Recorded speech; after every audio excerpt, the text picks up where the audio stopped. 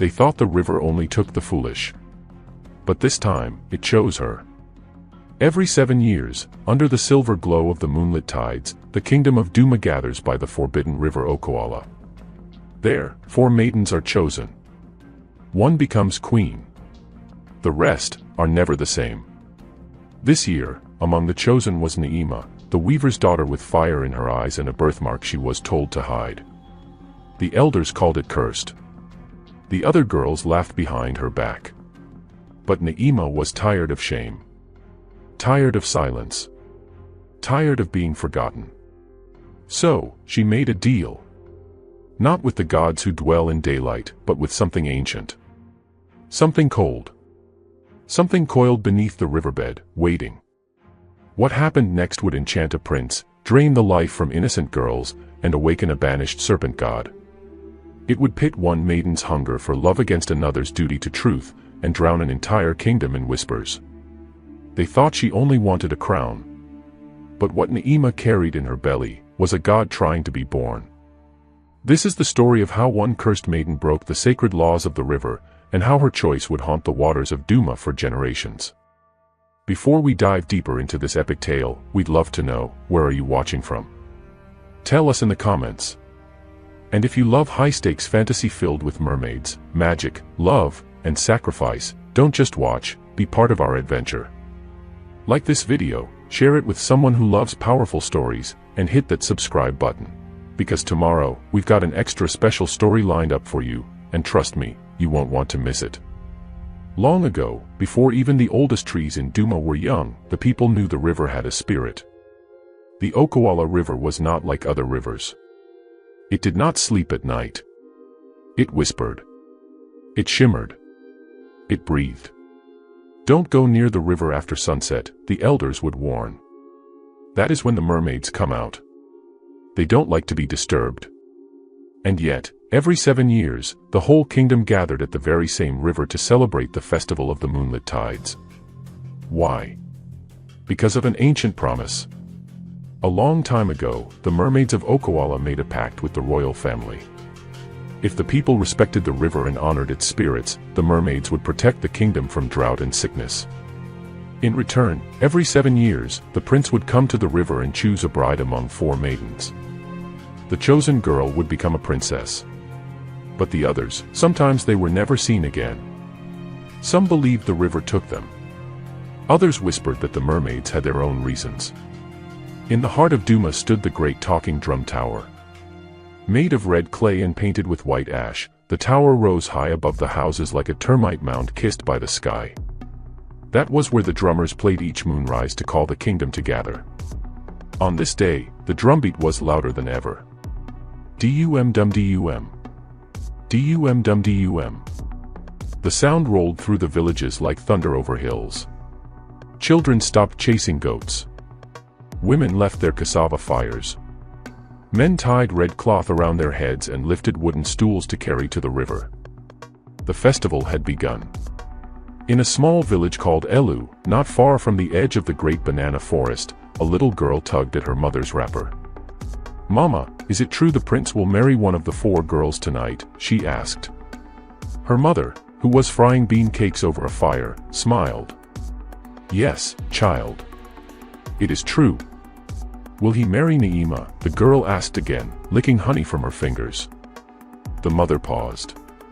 She looked toward the road where Naima had passed earlier that morning, carrying a basket of fresh cloth.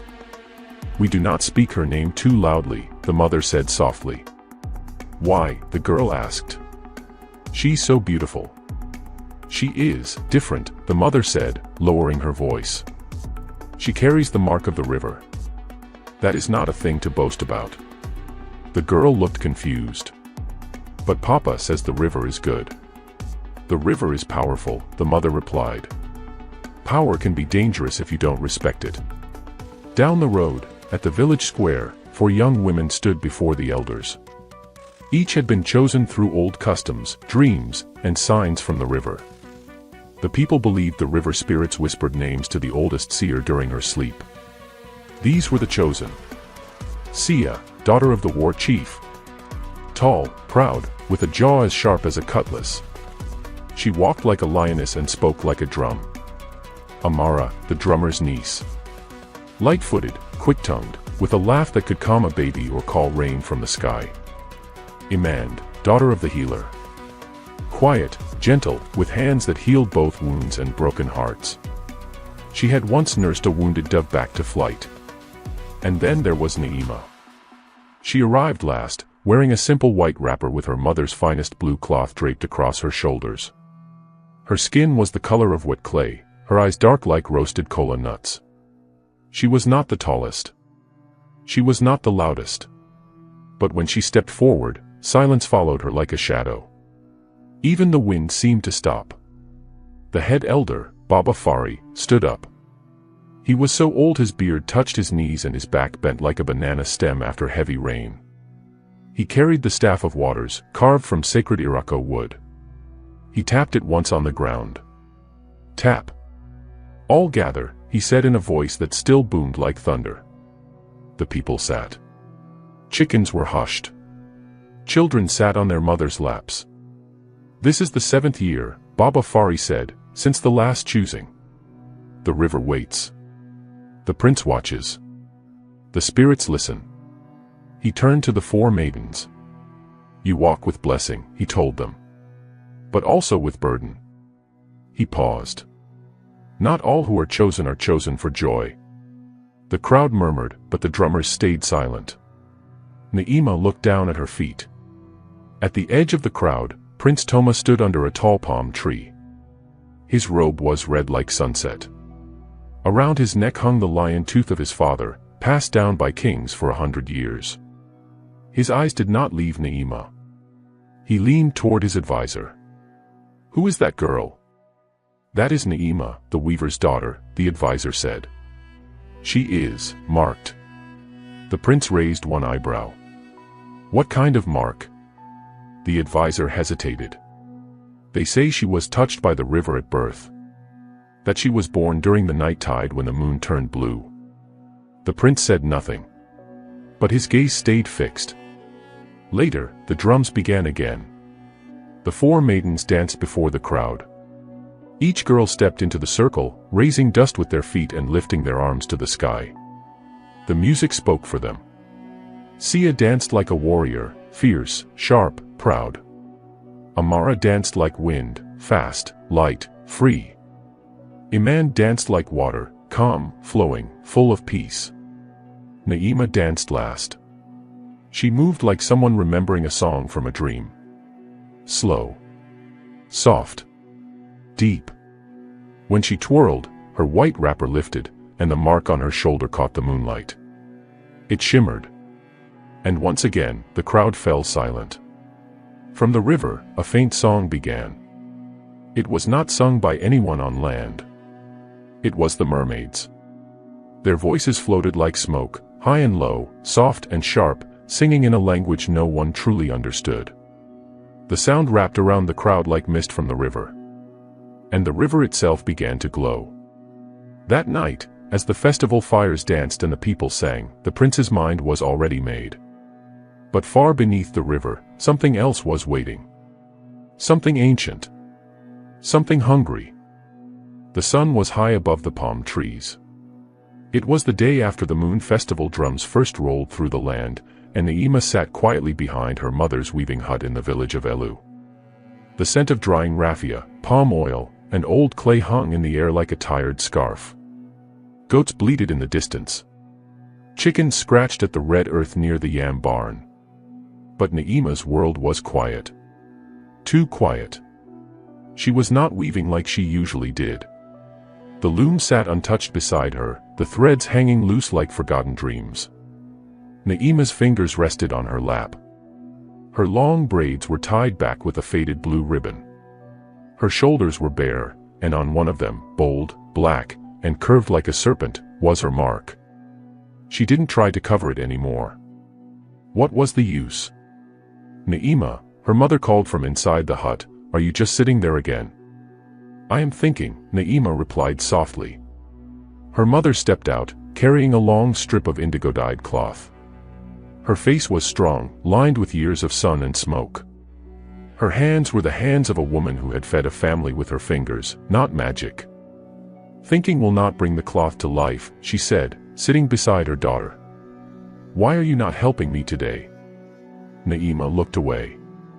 The whole village is whispering again. Let them whisper, her mother said firmly. They will always whisper when they see something they fear. Or something they do not understand. Naima frowned. They say I am cursed. That the river spirits marked me. That I will bring trouble if the prince chooses me. Her mother sighed. And what do you believe? Naima didn't answer. Her mother leaned closer. Come. Look at your shoulder. Naima rolled her eyes but allowed her mother to guide her hand to a polished calabash bowl filled with water. She looked at her reflection. The mark was there. A dark spiral, thick and curved, almost like a coiled snake resting under her skin. But now, when the sun touched it, it shimmered faintly. Almost like silver. Do you know what I see? Her mother asked. A curse, Naima said bitterly. I see a doorway, her mother said gently. A doorway between what is and what could be. Naima blinked. What does that mean? I don't know, her mother admitted with a soft chuckle. But the old woman who helped bring you into this world said it. I never forgot. Naima was silent. She picked up a stick and poked the dirt. Later that day, Naima walked to the village well. She carried a calabash bowl on her head and wore a faded wrapper around her waist. She kept her eyes forward, but the whispers floated all around her like buzzing flies. Naima's mark glowed under the moon last night. Did you see the prince? He couldn't stop looking at her. She must have used a charm. Maybe even juju. I heard her father was once a water spirit in disguise. Naima felt her ears burning. She walked faster, but the whispers followed her. At the well, she met Imand. Imand was one of the 4 chosen maidens too. She was filling her own calabash with water, humming a soft tune to herself. Her smile was kind, but there was always something sad behind her eyes. Naima hesitated. Then she stepped forward. Imand, she said. Imand turned. Naima. You came to fetch water too? Naima nodded. They stood in silence for a while as the buckets dipped into the deep, echoing hole. Then Imand spoke. They are talking again, aren't they? Naima gave a small laugh. They never stop. Imand looked at her with gentle eyes. You don't deserve it. Naima shrugged. Maybe I do. Maybe there is something wrong with me. Why would you say that? Because everything I do turns strange. My hair grows too fast. I can hear things before people say them. And when I was 10, I dreamed of fire, then the chief's hut burned the next morning. Imand stared. That doesn't mean you're cursed. Naima looked at her. Your sister was chosen 7 years ago, wasn't she? Imand nodded slowly. Noma. She danced just like I did. She had the same glow. And then she disappeared, Imand said quietly. They both stared into the well. Naima whispered, Do you think the river took her? Imand didn't answer. But Naima saw her eyes fill with tears. That night, Naima could not sleep. She lay on her mat beside her mother, listening to the soft hiss of wine through the palm leaves. Somewhere, a night bird called. Somewhere, a hyena laughed. But deeper than that, she heard something else. A whisper. It came not from the trees, but from within. Naima. She sat up, heart pounding. The whisper came again, like silk sliding over her skin. They fear you because you are more. She looked around. Nothing but shadows. Do you wish to be seen? Do you wish to shine brighter than all? Naima swallowed. Who are you? I am the one who hears the forgotten. I am the shadow beneath the water. I am the god they buried. Naima stood, barefoot on the cool mud floor. I'm dreaming, she whispered. No. You are awakening. Then the whisper was gone. But her mark was warm. And her heart was filled with both fear and longing. The night before the prince was to choose his bride, Naima could not sleep. Again. She had tossed and turned for hours, listening to her mother's gentle breathing. The mat felt hot. The walls felt close. Her skin tingled, and her heart would not rest. Outside, the village had gone quiet. Even the frogs by the stream were silent. Only the night breeze moved, slow and heavy like a tired dancer. Naima stood up. She tied her wrapper, slipped on her beaded anklet, and walked out of the hut without a word. The Okawala River lay just beyond the forest edge. It was not far, maybe 15 minutes if you walked slowly. But at night, the path felt different. Every tree had eyes. Every rustle sounded like breath. Naima moved quickly, bare feet brushing the cool earth. The moon was full, a pale white ball in the sky, and it lit her way like a lantern held by an unseen hand. "Why am I doing this?" she whispered. But her feet did not stop. Something inside her was pulling her forward. Not fear. Not exactly. It was something like hunger, or thirst, or hope. Soon, she reached the river. The Okawala glowed in the moonlight. It did not roar or rush like other rivers. It whispered. Its waters moved smooth and dark like silk, curling over smooth stones, hiding secrets beneath its surface. Naima stepped to the edge. She looked into the water. Her reflection stared back. Her dark eyes. Her long braids. Her mark. She whispered, "Is this who I am?" And the river answered. Naima.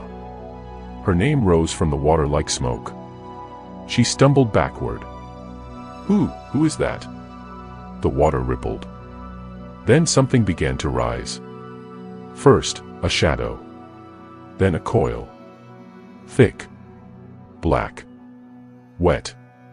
Then a head, long, smooth, with golden eyes that burned like fireflies in darkness. A snake. No, not a snake. A serpent. Huge. It rose from the water until its head was taller than the tallest man, and its voice, when it spoke again, shook the ground beneath her feet. "You called. I came." Naima's mouth opened, but no sound came. She fell to her knees, eyes wide. The serpent moved closer, gliding over the water like it was made of smoke. "Do not be afraid. I am not here to harm you." "What are you?" she whispered. "I am Erigu," the serpent said, voice deep like thunder in a cave. "I was once worshipped before your people forgot. Before the river daughters banished me. Before they sang me into sleep." "You live in the river?" she asked. "No," he said. "I live beneath it. Beneath the songs. Beneath the shells. Beneath the bones of those they took." Naima trembled. "Why are you speaking to me?" Erigu leaned closer. The air grew colder. "Because you called me. You asked to be seen. And I have watched you, Naima. You walk with sadness in your shadow. You carry the mark of the old ones. You belong to a world they pretend no longer exists." Naima swallowed hard. Her voice was dry. "What do you want?" "I want to help you." She blinked. "Help me." "The prince will not choose you without my gift," Erigus said.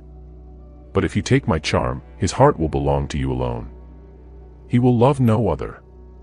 He will kneel before you like a servant before his queen." Naima's chest burned.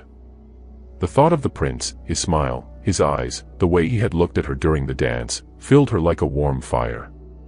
But her voice shook. "What must I do?" Erigu's golden eyes flashed. "You must give me one night. One night to share your body. One night for me to pass through you. And in return, I shall give you a charm the river cannot break." Naima's skin turned to goosebumps. "One night," she repeated. "Only one. But the price will come slowly." She stepped back. "What price?" "You will lose your womb. No child will ever grow within you. You will lose your sleep. Nightmares will walk beside you. And when your heart grows tired, your soul will be mine. Naima felt her knees grow weak. No womb. No sleep. No soul. She should have run. She should have screamed. She should have turned and gone back to her mother's hut. But instead, she stood tall. She looked Erigu in the eye. And she said, "I accept." Erigu smiled.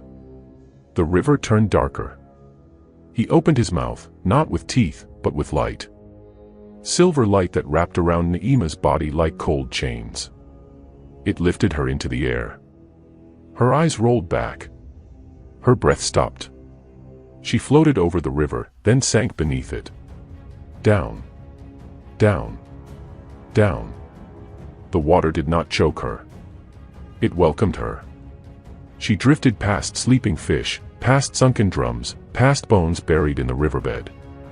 And there, in a cave of smooth black stone, Eriga waited. She lay upon a rock bed. The stone was warm beneath her back. Her wrapper floated away like smoke. Eriga wrapped himself around her. Not cruel. Not kind. Just ancient. His touch was cold and hot at once. His voice entered her bones. "You are my vessel now. My mark is yours. My power flows through you." Naima did not cry. She did not speak. She let it happen. And when it was over, she opened her eyes and glowed. When she woke, she was lying at the riverbank. The sky was turning orange. Birds were beginning to sing. Her wrapper was back around her body. Her hair lay wet around her shoulders. She sat up slowly. Her mark had changed. It shimmered like fish scales. It pulsed like a heartbeat.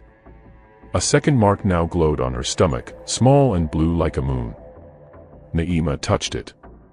She felt different. Lighter and heavier at the same time. She stood. She looked at the river one last time. It was still.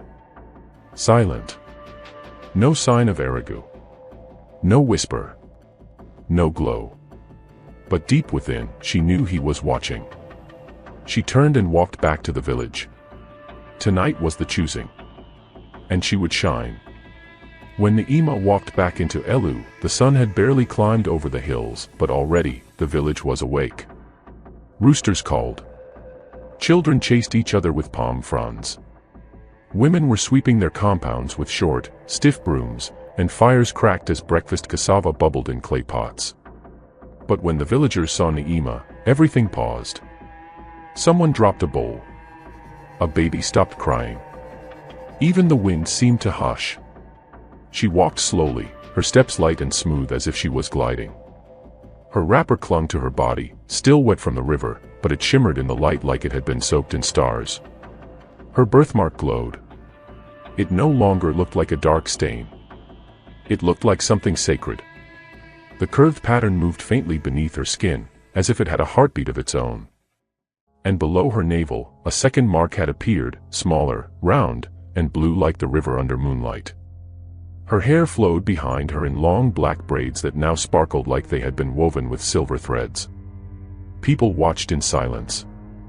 Whispers came quickly. "She's glowing. Did she go to the river, alone? Was she touched by a spirit?" Naima didn't stop walking. She didn't look left or right. She went straight to her mother's hut. Her mother, Mama Keiji, was outside plucking leaves from a bitter leaf stem. Her back was turned. She hadn't noticed Naima arrive. "Mama," Naima said softly. Mama Keiji turned. She gasped. Her hand flew to her chest. The leaves fell from her lap. "Naima," she whispered. What happened to you?" Naima smiled gently. "I am ready for the choosing." Her mother stared at her daughter. Her skin was too smooth. Her eyes too bright. The river had done something. "Naima, what did you do?" Mama Keiji asked. Naima touched her mother's hand. I did what I had to do. Mama Keiji's voice trembled. You went to the river. Didn't you? Naima didn't answer. She didn't need to. Her mother looked into her daughter's face and saw a stranger staring back. That evening, the maidens were called to the palace courtyard to prepare for the choosing ceremony. Drums had already begun. The royal dancers oiled their skin and tied red sashes around their waists. The sky turned gold as the sun began its slow fall. Naima arrived last. Again, all eyes turned. She wore the same cloth as before, a simple white wrapper with blue and gold trim, but now, she looked like she had stepped out of a dream. Her skin glowed.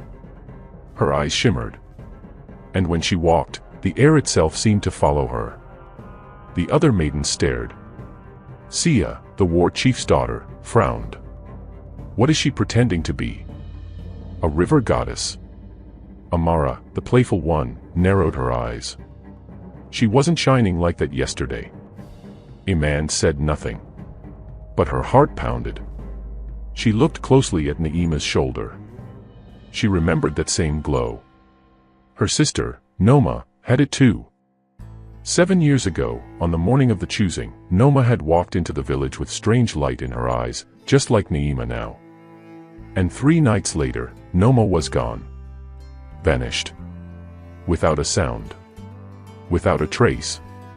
Just like the river had swallowed her. Inside the royal hut, Prince Toma stood with his advisor, Kondo. The prince wore a leopard skin cape over his red wrapper and held a carved staff in his hand. He looked through the narrow window at the gathering crowd.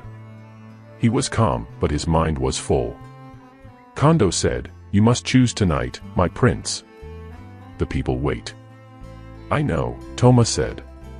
"But your eyes," Kondo added, "have been resting on the same girl." The prince turned. Naima. "Yes. She is strange," the prince said. "She is powerful," Kondo replied. "She walks like a secret." "I feel drawn to her," the prince admitted. "When I look at her, my heart feels like it is pulling toward her chest. Like a string is tied between us." Kondo's face darkened. "Be careful, my prince," he said quietly. "The river is not always kind to those it favors." Back outside, the maidens were being prepared by the elder women. Each girl sat on a low stool. Their bodies were rubbed with shea butter mixed with blue chalk. Their hands and feet were painted with red camwood. Their hair was threaded into tall, elegant crowns. But when the women reached Naima, their hands trembled. One old woman leaned close to her and whispered, "What did you give the river, child?" Naima turned slowly. And smiled.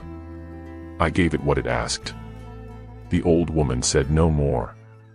She simply backed away, and made the sign of protection with her fingers. Later, as the drums grew louder and the moon climbed into the sky, the maidens were led in a line to the sacred circle near the palace gate.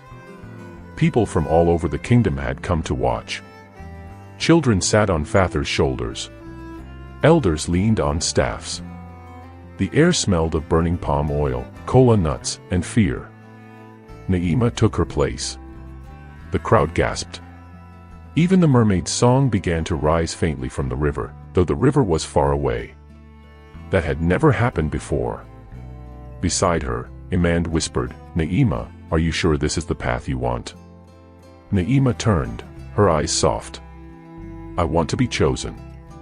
Even if it means something must be lost." Imand asked. Naima didn't reply. Her mark glowed blue. The moon had fully risen. It sat in the sky like a giant calabash, round and glowing white. Its light poured down onto the palace courtyard, making the ground look silver and the trees look like shadows in a dream. The drums began again, slow, deep, and steady. Dum, dum. Dum, dum. 4 maidens stepped forward. One by one, they entered the sacred circle, where the earth had been swept clean and marked with white ash. A fire burned in the center, and beside it stood the prince, his face calm but his eyes wide with something he didn't fully understand. The people watched with sharp eyes. Some held their breath. The sacred choosing had begun. Sia was the first to step into the circle. She lifted her chin proudly, her braided crown tall like a warrior's helmet. Her cloth was gold and red, tied tightly around her waist. Her arms were strong, and she moved with power in every step. When she raised her hands and danced, her feet stamped like thunder. Her movements were sharp, like a hawk diving through the sky. The crowd cheered. Strong Sia, daughter of the lion. She will lead like a queen. But the prince only smiled politely. His eyes kept flicking toward the back of the line. Next came Amara, playful and sweet, known for her laughter and her voice. She wore white beads in her hair and carried a flute in her hand. She didn't dance like a storm. She danced like the breeze, light, fast, joyful. She blew her flute once, and it made the birds in the trees sing back. The crowd laughed. Even the elders smiled. She has a kind heart, someone said. She will bring music to the palace. She is rain after a dry season. But still, the prince did not move. He clapped once, out of respect. Then turned his head again.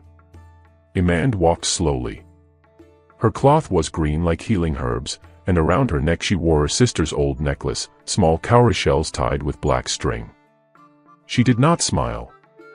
Her dance was soft, gentle, like water finding its way through rocks. She touched the earth with her hands. She closed her eyes as she moved. And as she turned slowly in her final step, she whispered, barely loud enough for the wind to hear. Sister, if you are near, guide me. For a moment, the air grew cold. Even the fire flickered. And the prince looked at her, really looked at her. But then, Naima stepped into the circle. Gasps rippled through the crowd. Naima's glow had grown stronger. Her mark shimmered in the moonlight, her skin smooth as polished stone. Her eyes, black, deep, endless, caught every light and held it. Even her breath seemed slower, more graceful, as if the air bowed before it left her lips. As she moved, the air followed. Leaves lifted from the ground. Dust spun gently around her feet like a private wind. Her arms flowed like river currents. She danced, not like a human, but like something that had once lived in the deep. The mermaid song rose again from the river, though the river was far. Even the flames in the center fire grew taller, reaching toward her. People stared with open mouths. On his high seat, the prince did not blink. His fingers clutched the arms of his carved stool. His heart beat fast, too fast. He felt pulled. Like someone had tied an invisible string from his chest to hers. His mouth felt dry. His legs ached to move forward. He whispered to himself, "What is this?" Behind him, his advisor Kondo leaned in. "My prince," he said carefully, "are you well?" Toma nodded slowly. But inside, his thoughts were spinning. This is not love, he thought. But I cannot look away. In the crowd, Mama Keiji, Naima's mother, watched with a face full of worry. She is too bright, she whispered to herself. Too bright. Beside her, two elders crossed themselves with shaking fingers. One muttered, "That girl is not dancing alone." And near the back, a goat suddenly cried and fainted. No one noticed. Except one person. Amand. Amand stared hard at Naima. Her heart thudded. "She's not moving like us," she whispered. "She's floating." She looked at the fire. It leaned toward Naima. She looked at the dust. It swirled only beneath Naima's feet. Then she looked at the prince. And saw that his lips were moving, but no words were coming out. Amand's hands clenched. She's using something. Something from the river. At the end of the dance, all four maidens stood in a line. Sweat on their skin. Hearts in their throats. And the prince stepped forward. Slowly. His eyes never left Naima. He held a carved gourd filled with sacred palm oil. Whoever he anointed with the oil would become the chosen one, his bride. He walked past Sia. Past Amara. past Demand. He stopped before Naima. He raised the gourd and poured. The oil ran down her forehead, down her nose, across her lips, onto her glowing shoulder. The mark shimmered. The crowd exploded with sound. Cheers. Claps. Singing. But not everyone cheered. Sia turned away, fists clenched. Amara wept quietly, her flute tucked under her arm. Iman stared with burning eyes. She's not chosen, she said under her breath. She's bound. And somewhere, far beyond the crowd, the river fell silent. Then, for just a second, it whispered. The vessel breathes. The festival ended with dancing, drums, and the smell of roasted goat. But not everyone danced. And not every drumbeat was joyful. In the grand palace of Duma, the moon hung high and round. Its soft light poured through carved wooden windows and shimmered across polished floors. But inside Naima's new chamber, bigger than any house she had ever seen, the air was strangely cold. Naima sat alone, her legs crossed beneath her. She wore fine cloth now, soft blue silk that rustled like river water when she moved. Her hands, once rough from weaving, now looked too smooth, too perfect. But she was not smiling. Not anymore. She touched her forehead where the prince's oil had been poured. It still burned. Not like fire, but like something was crawling under her skin. She stood and went to the mirror made from polished bronze. Her reflection shimmered. Her face looked brighter. Too bright. Her mark now pulsed like it had a heartbeat of its own. And her eyes. They were darker than night. I should be happy, she whispered. I won. I'm chosen. Her voice cracked. But why do I feel hollow? The wind moved outside her window, but the trees made no sound. The courtyard below, where laughter had filled the night, was now silent. Too silent. She turned from the mirror. And then, she heard it. A hiss. It came from beneath the floor. Low and deep. A soft voice followed, curling through the walls like smoke. My bride. You are mine. Naima froze. Her lips trembled. Erigu, she whispered. She bent down and pressed her hand to the floor. It was wet. The voice came again, softer this time. The price begins. Suddenly, her belly twisted. She cried out and dropped to her knees. Pain shot through her body like a serpent biting from inside. She clutched her stomach. Her breath came fast. Her eyes rolled back for a moment. And in her mind, she saw water, dark, endless water. A coiled figure waiting at the bottom. Its eyes glowing. Its mouth full of teeth. Its voice like thunder in the bones. You belong to me now. Far from the palace, in the small hut of the herbalist, Imand could not sleep. She sat by her mother's fire, grinding herbs with a stone. But her mind was not on the herbs. It was on Naima. And the way the fire had bent toward her during the dance. She is touched by something, Imand whispered. And it's not love. Her mother, old Mama Na, looked up from stirring a pot. You are thinking too hard again, child. No, Imand said. I feel it in my bones. Something is wrong. The river, it's too quiet. Mama Na tilted her head.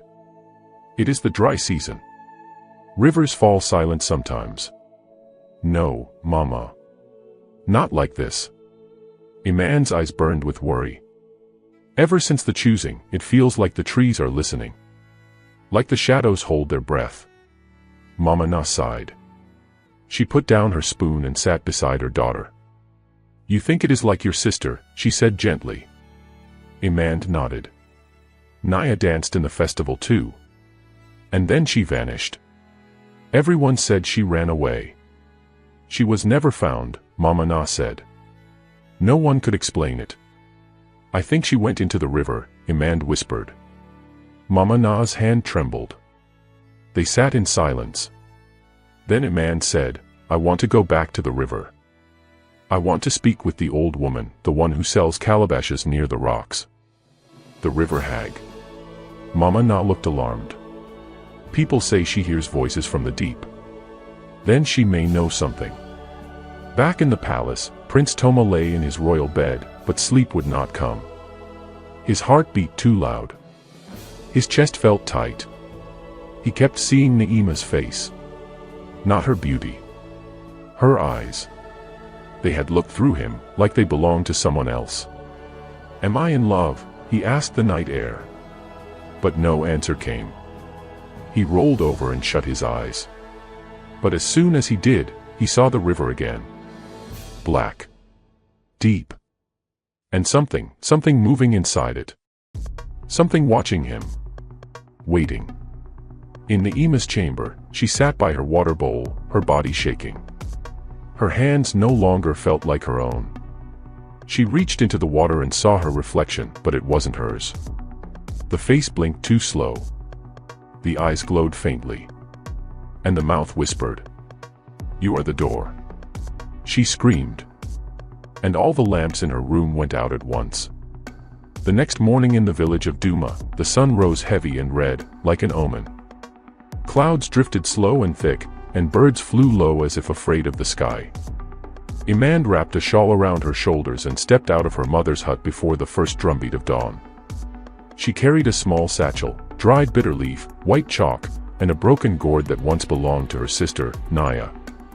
Mama now watched her from the doorway, worry etched deep into her eyes. "You go to the river hag?" she asked, voice low. "Yes, Mama," Imand replied. "I must." Mama Na looked at the cloudy sky, then back at her daughter. "Don't ask too many questions," she warned. "The river hag answers in riddles. And not all riddles want solving." Imand gave a small smile and kissed her mother's hand. "I will be careful." The road to the river was quiet. Too quiet. Usually, children chased each other with palm fronds and old men told tales on the path. But today, even the insects kept to the shadows. Imand walked fast. Her feet knew the way, though she had only visited the river hag once before, long ago, holding Naya's hand. They had giggled that day, both of them daring each other to speak to the old woman with the crooked back and the strange eyes. But Naya was gone now. And Imand did not giggle. The river Okawala shimmered ahead, curling like a silver snake between green hills.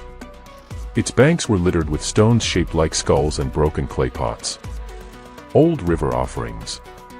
And sitting on a flat rock by the water, peeling cassava with a bone knife, was the river hag.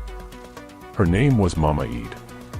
Her back was bent like a question mark, her skin the color of roasted yam, and her eyes were cloudy white, as if the river itself had looked into them and left behind its secrets. She did not look up when Imand approached. "I knew you would come," Mama Eid said. Imand blinked. "You did. You carry grief like a scarf," the old woman said. "And grief always finds its way to me." Imand stepped closer, cautious. "I seek truth. About my sister. About the maiden chosen last night." The river hag chuckled softly. "Two girls. Two rivers. One serpent," she muttered. "What do you mean?" Imand asked. Mama Eid finally looked up. Her milky eyes were sharp despite the fog in them. "Sit, child." Imand sat cross-legged on the ground before her. The river hag threw cassava peels into the water and watched the ripples. "Long ago," she began, "before Duma was a kingdom, this land belonged to the water spirits. Mermaids with eyes like stars. They ruled the river, and it sang for them. But one spirit was not like the others. He was born of earth and mud, not song and light. His name was Erigu." Imand felt a chill. "The serpent," she whispered. Mama Eid nodded. "He desired power over both land and river. He offered secrets in exchange for worship. Some men bowed to him. Some maidens danced for him. But the river queens grew angry. They banished him into the deep trench beneath the Okawala. There, he waits. Emand leaned forward. Naima, has she made a pact with him? The river hag's fingers twitched. She has. And more than that, she has become his vessel. Imand's mouth fell open. What does that mean? The river hag's voice lowered. Even the trees leaned in to listen. A vessel is not a wife. A vessel is a doorway. Erigu sleeps inside her now. He feeds on her. He grows stronger with each heartbeat. If he wakes fully. The wind picked up. He will rise. Imand clutched her satchel. Can she be saved? Mama Eid reached into a basket and pulled out a small stone bowl. She crushed kola nut and sprinkled chalk powder into it, then stirred it with her finger. The water inside turned cloudy. She is no longer fully Naima. But her soul has not yet drowned. Then there is hope? Imand asked, eyes wide. The hag said nothing. Then, slowly, she reached into a sack and pulled out a strange object, a carved comb of black wood, shaped like a fish with sharp teeth. Take this, she said. This comb belongs to the mermaids. If you place it under her pillow, she will dream of her true self. But be warned. Imand leaned forward. The serpent may dream too. Imand took the comb with trembling hands. How will I get close enough to use it? She asked. Mama Eid smiled, all gaps and gums. You are a healer. The palace will call you soon. The prince's heart is sick. The maiden's body weakens.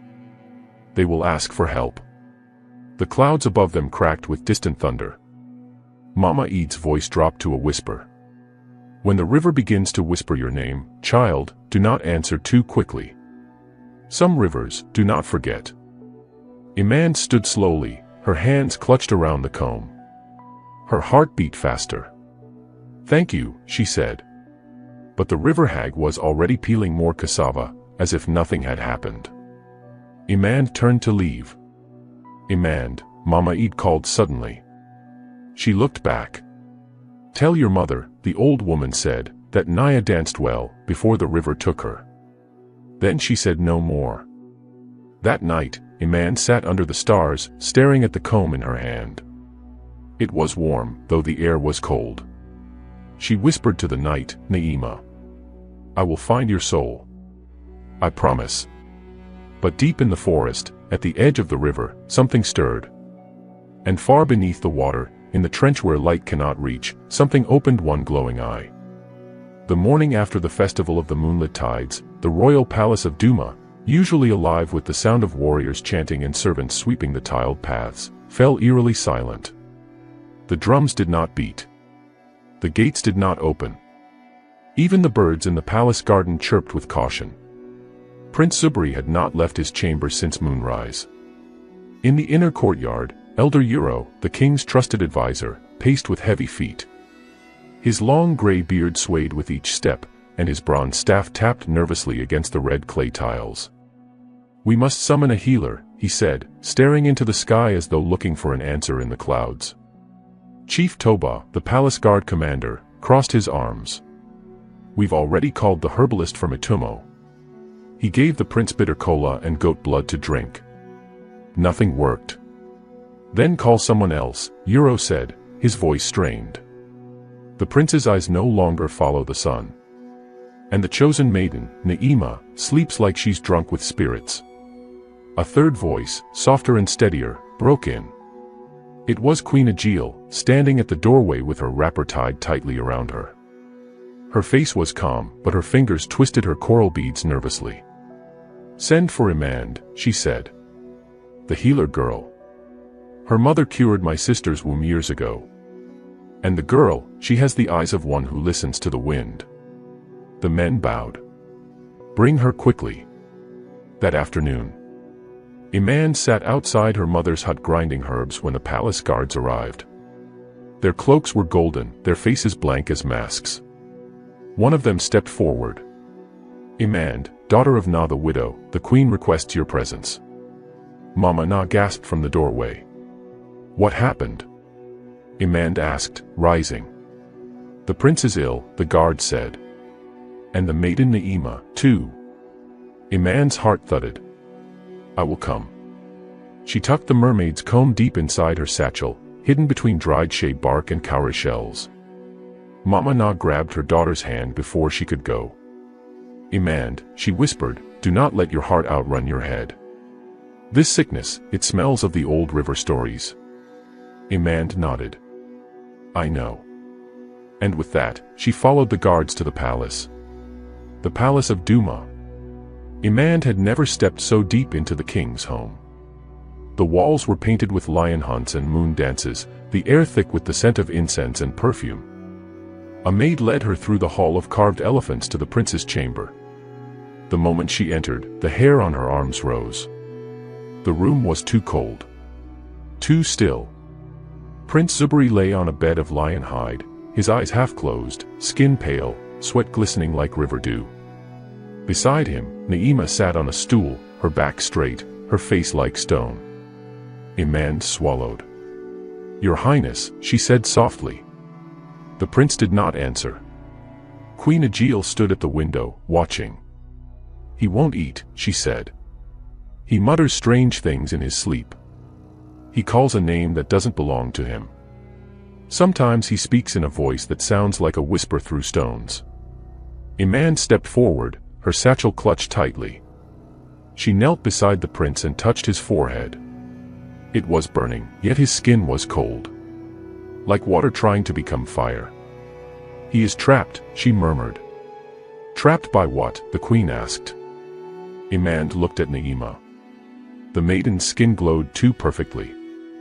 Her eyes were deep, too deep, like they hid something behind them. She did not blink.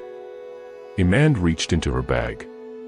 I must prepare herbs, she said. Please give me space. The queen nodded, and the servants left, though reluctantly. Only Iman and Naima remained. For a long moment, Iman sat silent. Then she turned to Naima. You don't sleep, do you? She asked. Naima smiled faintly, but it wasn't warm. It was the kind of smile a mask might wear. I dream without closing my eyes, she said softly. Of what? Of fire beneath water. Of teeth in the dark. Of a throne made of bones and river reeds. Iman's heart thudded harder. She turned quickly and pretended to rummage through her satchel. Her fingers found the black comb, the mermaid's gift. She glanced at Naima, then at the prince. He moaned faintly, muttering something in a strange tongue. Iman whispered, Forgive me, sister, and quietly slid the comb beneath Naima's pillow. The air shifted. Naima blinked suddenly and placed a hand to her head. Her eyes fluttered. I feel. She didn't finish. She slumped slightly on the stool, her head bowing forward. Her body trembled as if caught in wind. Iman stood, alert. It was working. The comb was pulling the veil between Naima and her trapped soul. But then, Naima gasped. Her back arched. Her eyes flew open, glowing faintly like river stones under moonlight. Who dares touch the doorway? A deep voice echoed, not from Naima's mouth, but through the walls themselves. Iman stumbled back. Naima's hands lifted slowly, as if possessed. Her lips moved, but the voice that came out was not hers. Do not seek to wake her. She is mine. Iman clenched her fists. You will not take her, she shouted. But the voice laughed. She opened the gate. She bathed in the trench. She let me in. Now, she is my vessel. Iman reached into her satchel again and threw chalk dust into the air. It swirled like smoke, forming a ring of protection. The light in Naima's eyes flickered. For a moment, just a moment, Naima looked at Iman. Really looked. Help me, she whispered. Then her eyes rolled back, and she collapsed onto the bed beside the prince. Silence fell. Queen Ajil and the guards rushed in at the sound. What happened? The queen cried. Iman stood firm, though her legs trembled. They will sleep, she said. But they are not cured yet. The queen touched the prince's cheek. His breath had steadied. Naima stirred but did not wake. Imand looked out the window. The sun was beginning to set, turning the sky gold and crimson. A whisper rode the wind, brushing her ear like a cold breath. "Come to the water." She shivered. The river was calling. The moon had risen again, heavy and swollen with silver light, casting its glow across the royal rooftops. Inside the prince's chamber, both Naima and Zubri lay in silence, their chests rising and falling like slow waves. But within their minds, a different world stirred. Naima was no longer in the palace. She was dreaming, though not like any dream she'd known. She was walking barefoot along a narrow path that floated above a river of stars. Each step left ripples of light behind her. The air smelled of wet earth, palm oil, and the distant hum of songs sung before time began. Ahead, the path split into three. One path was made of woven reeds, old, soft, and bending. The second was dark stone, smooth and cold like river pebbles. The third shimmered like water itself, but with no bottom. Naima stood still, unsure. Then a voice, low and quiet, spoke behind her. "Choose carefully, child of clay and curse." She turned, and standing there was a figure wrapped in blue mist. It had the body of a woman but the face of a fish, eyes round and shining. Naima whispered, "Are you a mermaid?" The creature tilted its head. "Some call us that. Others call us keepers. But I am Ayamuni, mother of the dreaming river." Naima's heart beat fast. "Where am I?" Ayamuni stepped forward, mist trailing behind her like cloth. "You are in the space between skin and soul. Between truth and tale. Where all cursed things come to remember." Naima looked down at her own hands. They shimmered, transparent. "Why am I here?" The mermaid's eyes narrowed. "Because you made a pact with one who should never have been awoken. And now, he seeks to make you more than just a bride. He wants to live again, through your body." Naima's throat tightened. "I just wanted to be seen," she whispered. "I was tired of being the shadow. I didn't ask to become this." The mermaid's voice grew sharp. "Ah. But you did ask. You stepped into the sacred river. You called Erigu by name. You gave him your breath, your blood, your womb." Naima backed away. "I didn't know." "No one ever does," Ayamuni said, softer now. "That is why we tried to keep his name forgotten. That is why the river used to sing to drown out his whispers. But now, your pact has opened the old gate." Naima looked down the three paths. "Can I undo it?" "Perhaps," said the mermaid.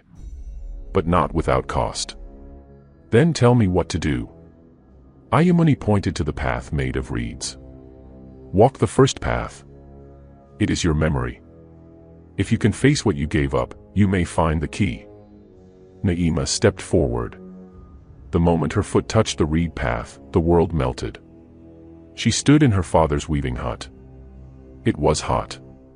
The air thick with dust from the cotton thread. Her father's hands moved swiftly across the loom, but his face was tight. "You will never marry a prince with that mark," he said, not looking at her. Naima, a child of 9, stood near the doorway, her small hands clutching a pot of dye. "But I can weave faster than anyone," she whispered. Her father slammed the shuttle down. "Beauty, Naima. A girl must be seen. Not just heard. Not just skilled. You are clever, but your face will not win you favor." The child Naima turned away, silent tears rolling down her cheeks. The real Naima, watching from the dreaming path, winced. The memory blurred. Now she stood again on the banks of Okawala, the night of the festival of moonlit tides. She remembered now, the hush of the trees, the way the water glowed silver. She had stood alone in a sheer white wrapper, ankle deep in the water, holding a gourd of goat's blood and ash. And then she had whispered, "Erigu, serpent who sees through silence. I call you." The river had trembled. She had closed her eyes and felt something rise from the depths. scales brushing against her calves, a breath against her neck. "Do you offer yourself?" the voice had asked. "Yes," she had whispered. "I offer all." The thing had laughed. "Then I will make them see you, Naima of the Forgotten. I will make you burn like starlight." And then, the river had swallowed her whole. Naima fell to her knees, gasping. Ayumani hovered nearby. "You see now," the mermaid said. "You were not tricked. You were desperate." Naima bowed her head. "Then, is it too late?" The mermaid looked into the dark river path, the third one. "No. But your soul now has a crack. And through it, Erigu grows." Naima stood slowly. "What if I seal the crack?" "That is what the girl a man seeks to do," Ayumani said. "She walks in both worlds. Her sister, too, was once claimed. She knows the scent of the cursed." Naima's voice trembled. "Will she kill me?" The mermaid looked sad. "She may try." Naima's hands balled into fists. "Then I must find another way. If I can walk the third path, Erigu's path, can I meet him on his own ground?" The mermaid's eyes widened. "Few survive it. It is madness. I have no choice." Naima stepped toward the water-like path. With one last breath, she said, "I will find the root of this curse. Even if it means drowning in the river of spirits." And then, she stepped forward. The world turned black. When Naima opened her eyes, she was no longer walking on stars. She was falling. Endlessly. Through ink-black water. Through a place where the light did not reach and the silence pressed heavy on her ears like stones. She flailed, breath catching in her throat, but there was no air. No surface. Only depth. Then, slowly, her fall began to slow. Her feet touched something solid, cold, slick, and pulsing beneath her toes. The world around her was a cavern. Massive. Wet. Breathing. It was not made of rock. It was made of scale. Walls of scale. A ceiling of shifting bone. The floor a tongue of dark stone. And from the far end of the chamber, something stirred. Something ancient. Something watching. A voice slithered from the shadows. "Ah, my bride returns." Naima stood her ground. Erigu. From the darkness, the serpent god slid into view. He was vast, his long body coiled and glistening like oil under the moon. His head was human-shaped but wrong, stretched like a mask, with golden eyes that glowed and lips that never blinked. Atop his head, a crown of rusted fish bones. Around his neck, strings of teeth, some small, some unmistakably human. He smiled, rows of jagged fangs glistening. "You walk my realm without invitation," he said, slithering closer. Naima's voice trembled, but she stood tall. "I came to speak. You came to beg." He chuckled, a low, thunderous sound. "But I will listen, my beautiful vessel." "I am not your vessel," Naima snapped. "I want out. I want my soul returned. I want to be free." Erigu tilted his head, amused. "Free? My darling little reed, we made a pact. You called. I answered. You opened your body, your blood, your breath. In return, I gave you what you asked: beauty, power, desire." Naima's fists clenched. "I didn't ask to lose myself." The serpent circled her slowly, his massive tail dragging behind, scarring the floor.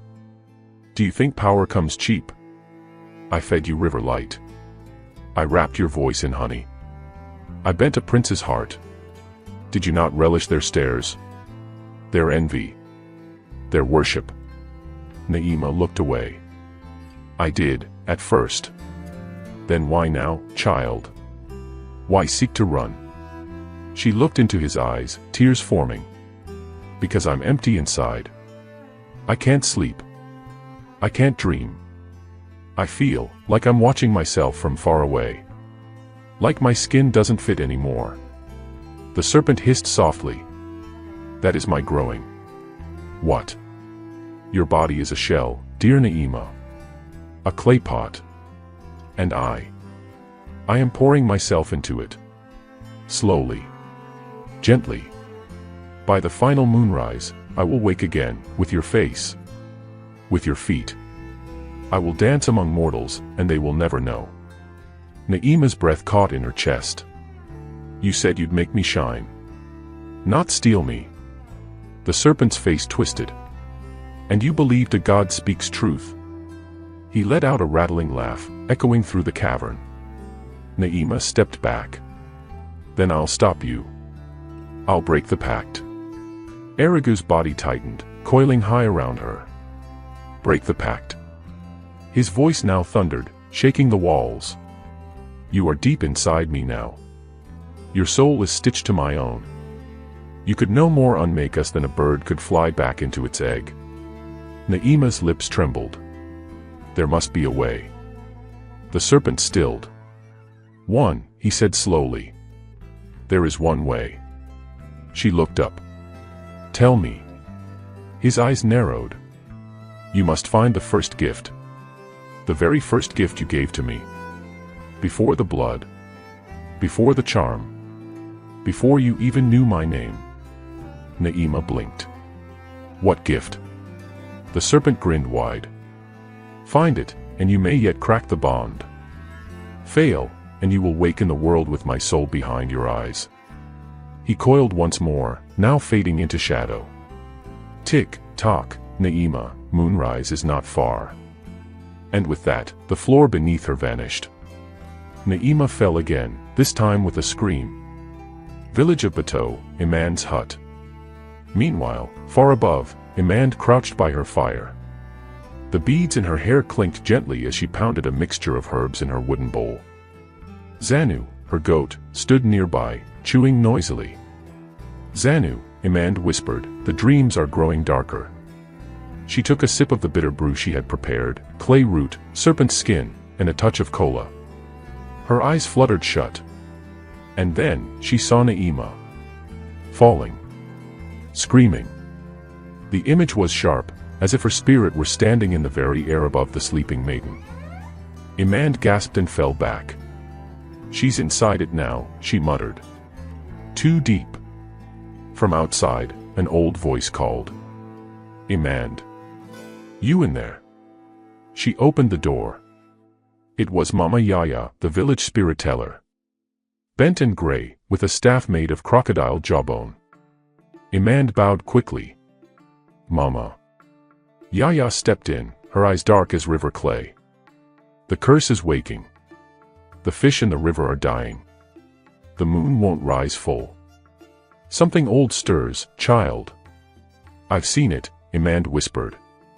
I think Naima is more than just a girl. She's holding something terrible. Mama Yaya nodded slowly. She is a gate. What do I do? The old woman placed a bony hand on her head. You must enter the river. You must follow her dream path. But how? Through the tears of a mother. The first one who mourned for her. Iman blinked.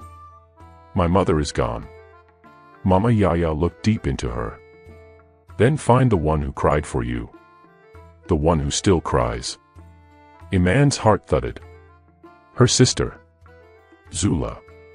She had drowned long ago. The river had taken her. Her body had never been found.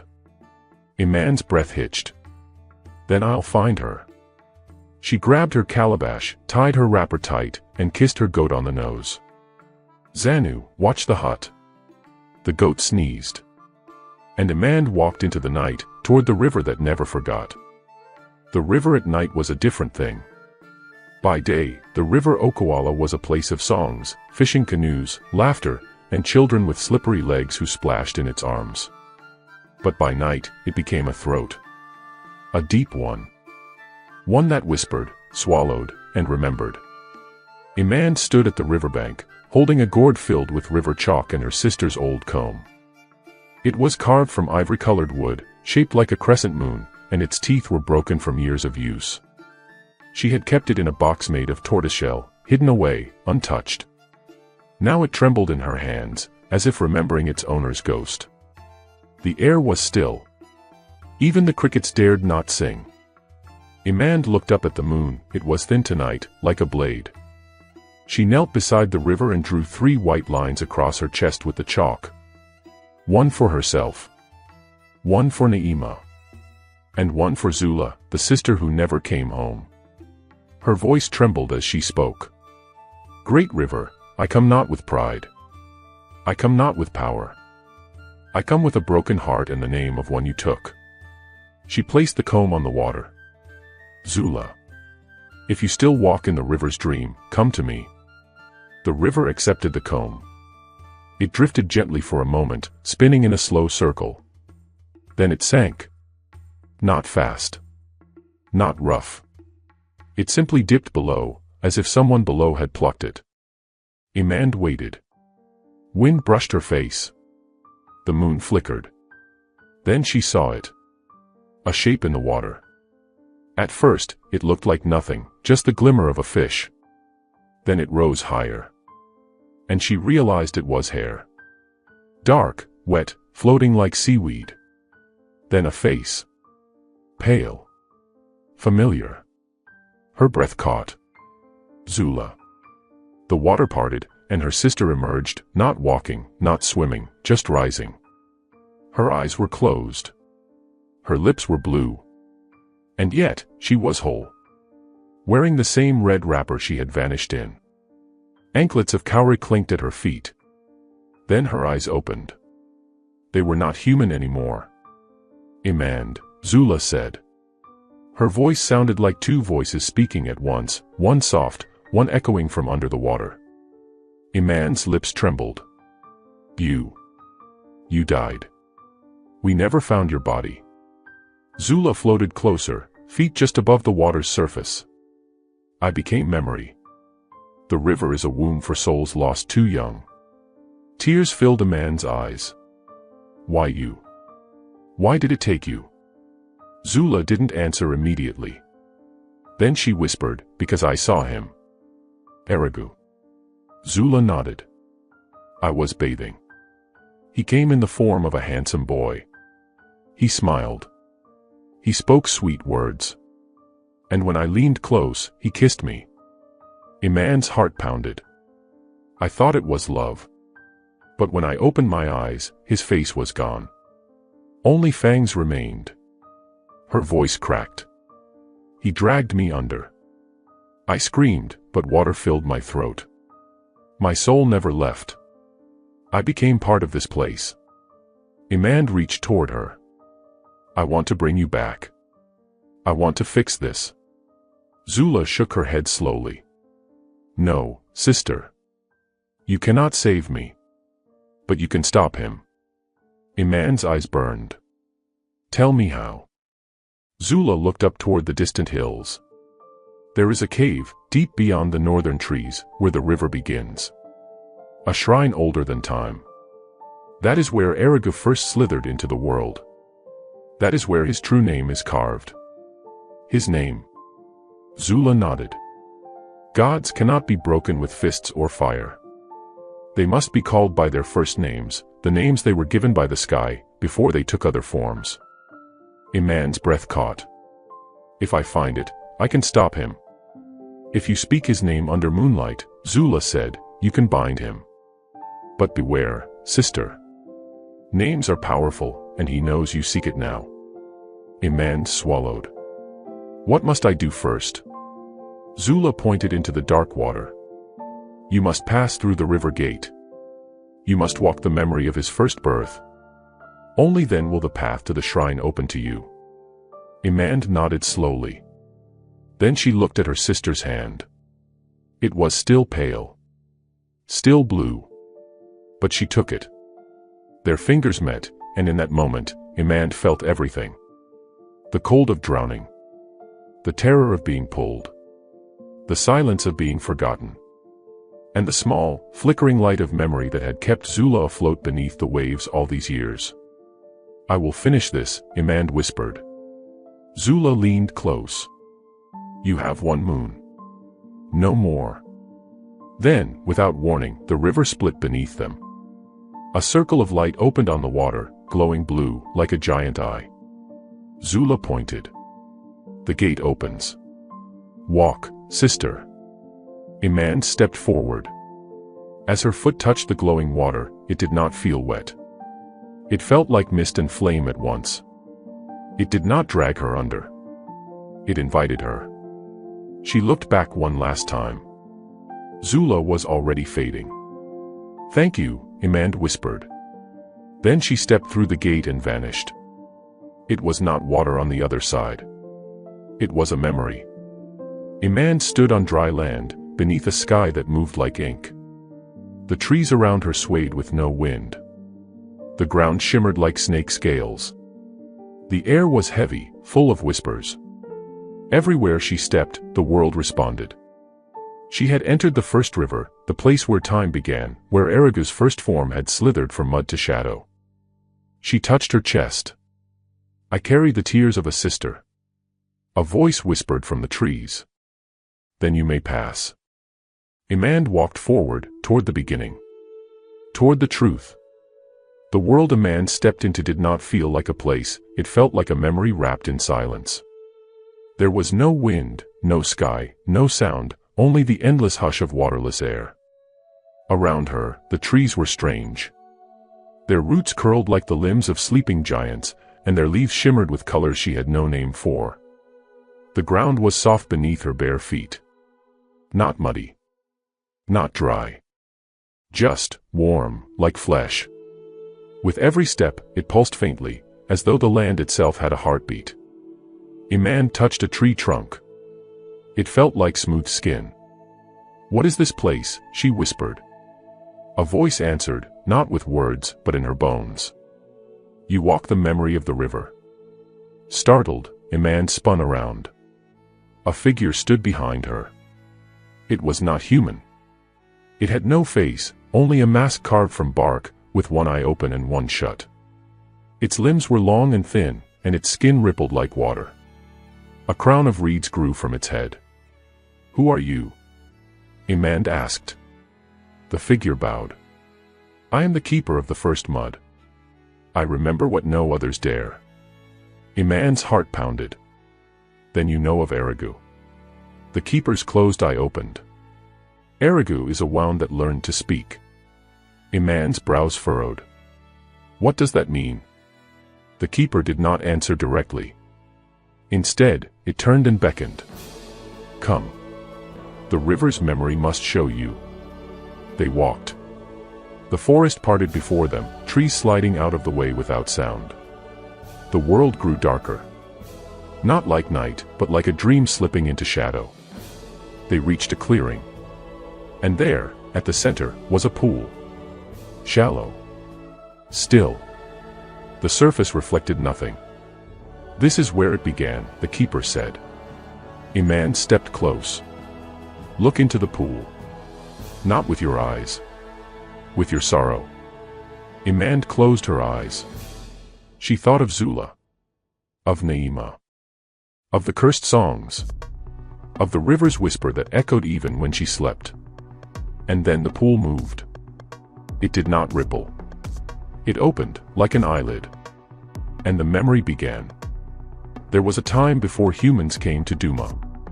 A time when the river had no name. The land was ruled by spirits, great and small.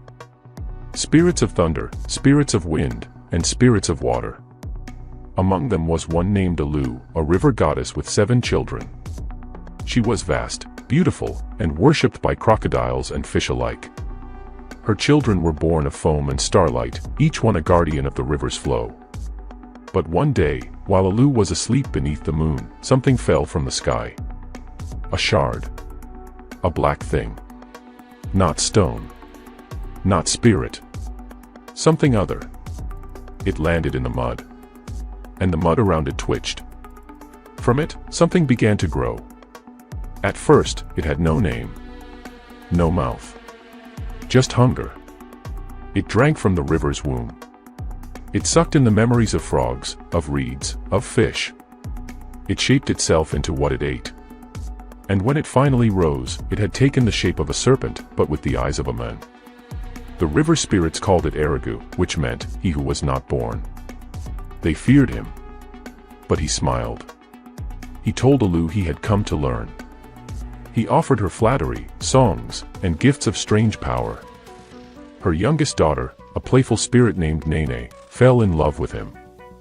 Against Alu's warnings, Nene danced with Erigu under the moonlight. She shared her spirit with him. And on the 7th night, she vanished. Erigu smiled. "She lives in me now," he said. And that was when Alu understood what he truly was, not a god, not a child. A parasite. He had no spirit of his own. He needed hosts. He fed on wombs, on names, on love given freely. She tried to banish him. But he laughed. You cannot cast away what has no root. The river turned dark for 7 days. When it cleared, 3 of her children were missing. And Erigu had vanished. Only his name remained, carved in the oldest tree, hidden deep where no mortal would find it. The spirits locked the place away. They cursed Erigu's name to never be spoken again. But the curse was forgotten over time. And now, he had found a new vessel. Iman gasped. She stumbled back from the pool, her heart thundering. That's what he is, she whispered. A spirit that was never born. The keeper nodded solemnly. He must feed to stay whole. Without a host, he dissolves into dream. And now he wants Naima. No. He wants to be reborn. Through Naima, he will walk again, not as a shadow, but as a god. Iman clenched her fists. Then I must find his true name. The one carved on that ancient tree. The keeper's eyes closed. Then you must pass the trial of silence. Iman tilted her head. What is that? The keeper turned, gesturing to a path that had appeared behind the trees. It led into a cave shaped like a jaw, its entrance ringed with snake bones. To reach the name, you must enter without speaking, without thinking of fear, without calling your own name. Iman shivered. If I fail, you will become part of the mud. She took a breath. I'm not afraid. The keeper stepped aside. Then go. And remember, Erigu waits for no one. Iman stepped toward the cave. Its walls pulsed. Its breath was warm. She stepped inside, into the trial of silence. Iman stepped into the cave. It was not dark. Not in the way she expected. The walls were alive, pulsing with a soft green glow like fireflies trapped under skin. The ceiling stretched high, then narrowed suddenly, forming a jagged mouth of stone that scraped her shoulders as she walked. She took one last breath before stepping through the threshold. And with that breath, sound vanished. No echo. No footsteps. Not even her heartbeat. Silence dropped like a heavy cloak. She moved forward carefully. One hand on the cave wall. The other holding the wooden charm her grandmother had once given her, shaped like a gourd with 3 tiny cowries tied around it. It was not magic. But it reminded her of who she was. Who she must remain. And still, the cave whispered with voices not heard, but felt. It started as a soft tug behind her ears. Like someone standing just behind her. Breathing. She turned. No one. But the cave had changed. The walls behind her were gone. The path back, the one she had just walked, had melted into fog. She was trapped. Fear gripped her belly. You are alone, said a voice in her head. It wasn't hers. It was Erigu's. Slick. Cold. But gentle, like a snake coiling under a mat. Alone like your sister was. She screamed for you, Iman. She begged you to follow. But you stayed. Iman's lips trembled, but she did not speak. The cave pulsed. The walls suddenly rippled like water, and from them emerged the image of Zula. Her sister's face was pale and wet, her eyes wide with sorrow. Why didn't you come? Zula asked, her voice silent, her mouth moving like a puppet's. Imand pressed her back against the wall. I miss you, she thought. I loved you. She reached for Zula. But her fingers touched nothing. Just mist. Zula dissolved into smoke. She is part of me now, Eriga whispered in her skull. Naima will be next. And then you. Imand closed her eyes. I will not fear, she thought. Fear feeds you. And just like that, the fog cracked. A sliver of light appeared on the wall ahead. The path continued. She walked again, though her knees shook.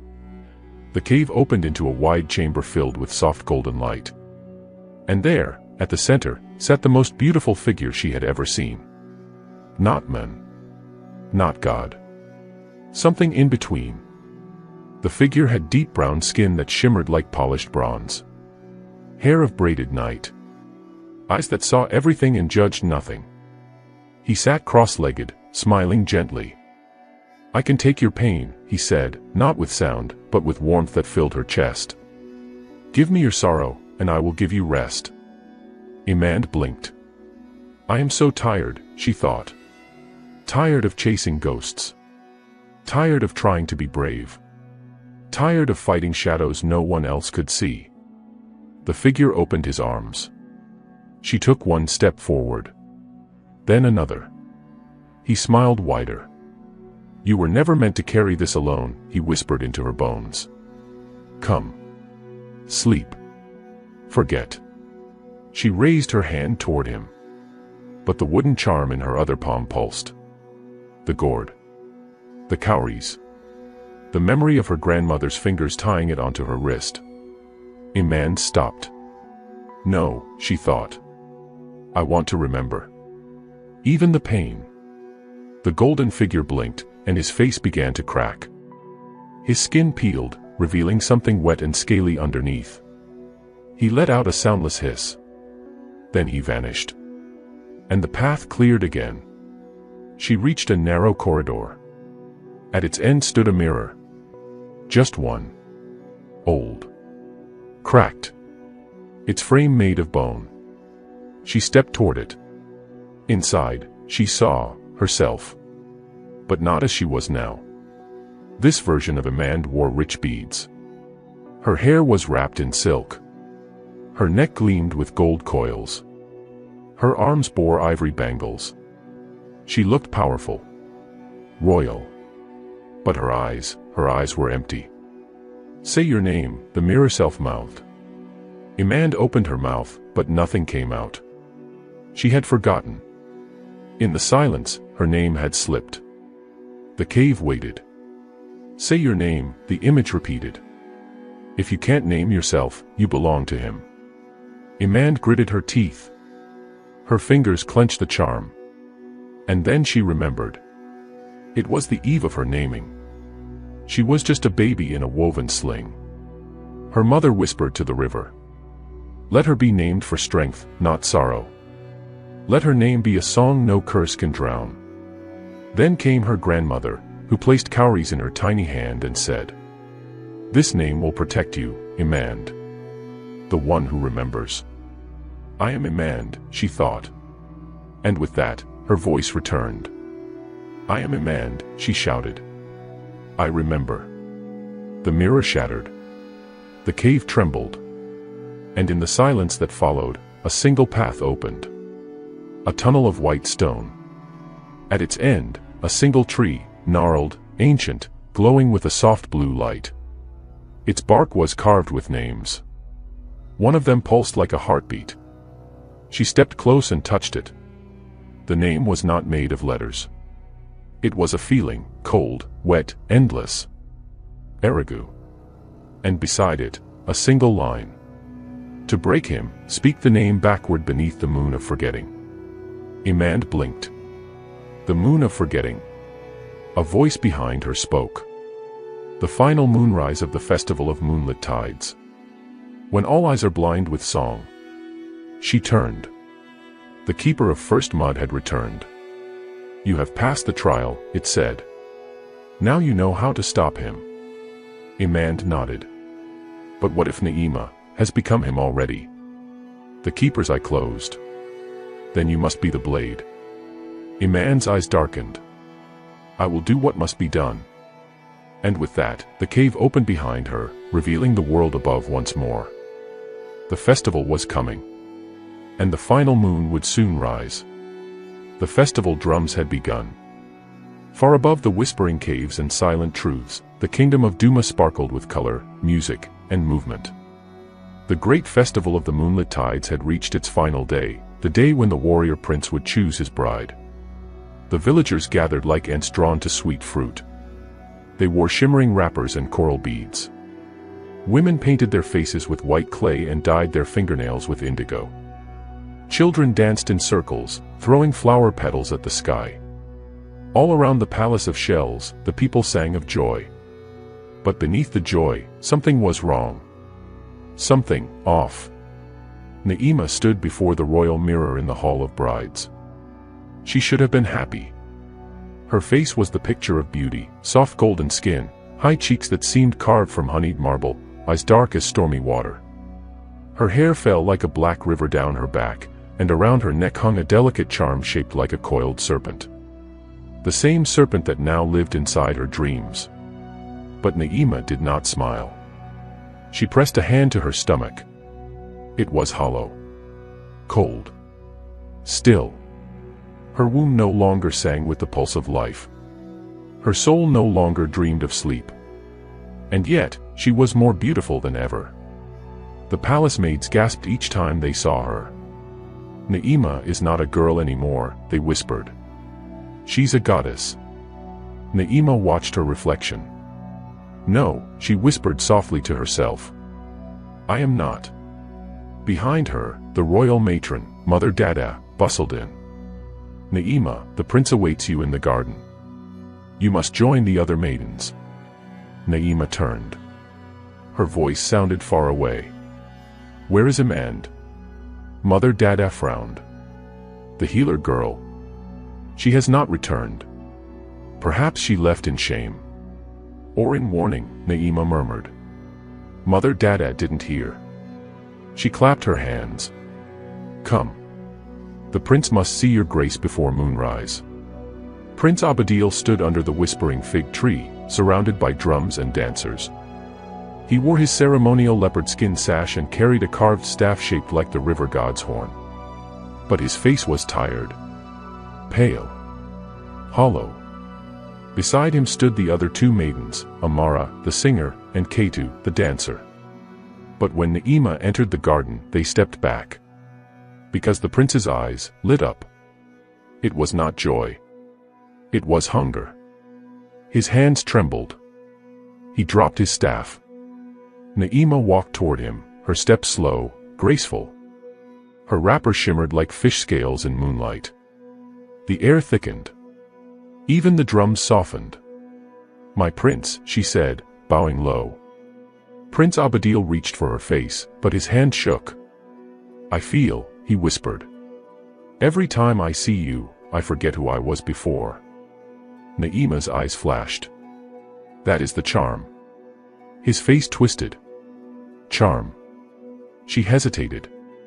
Her lips parted. But a sharp pain pulsed in her chest. Erigus stirred.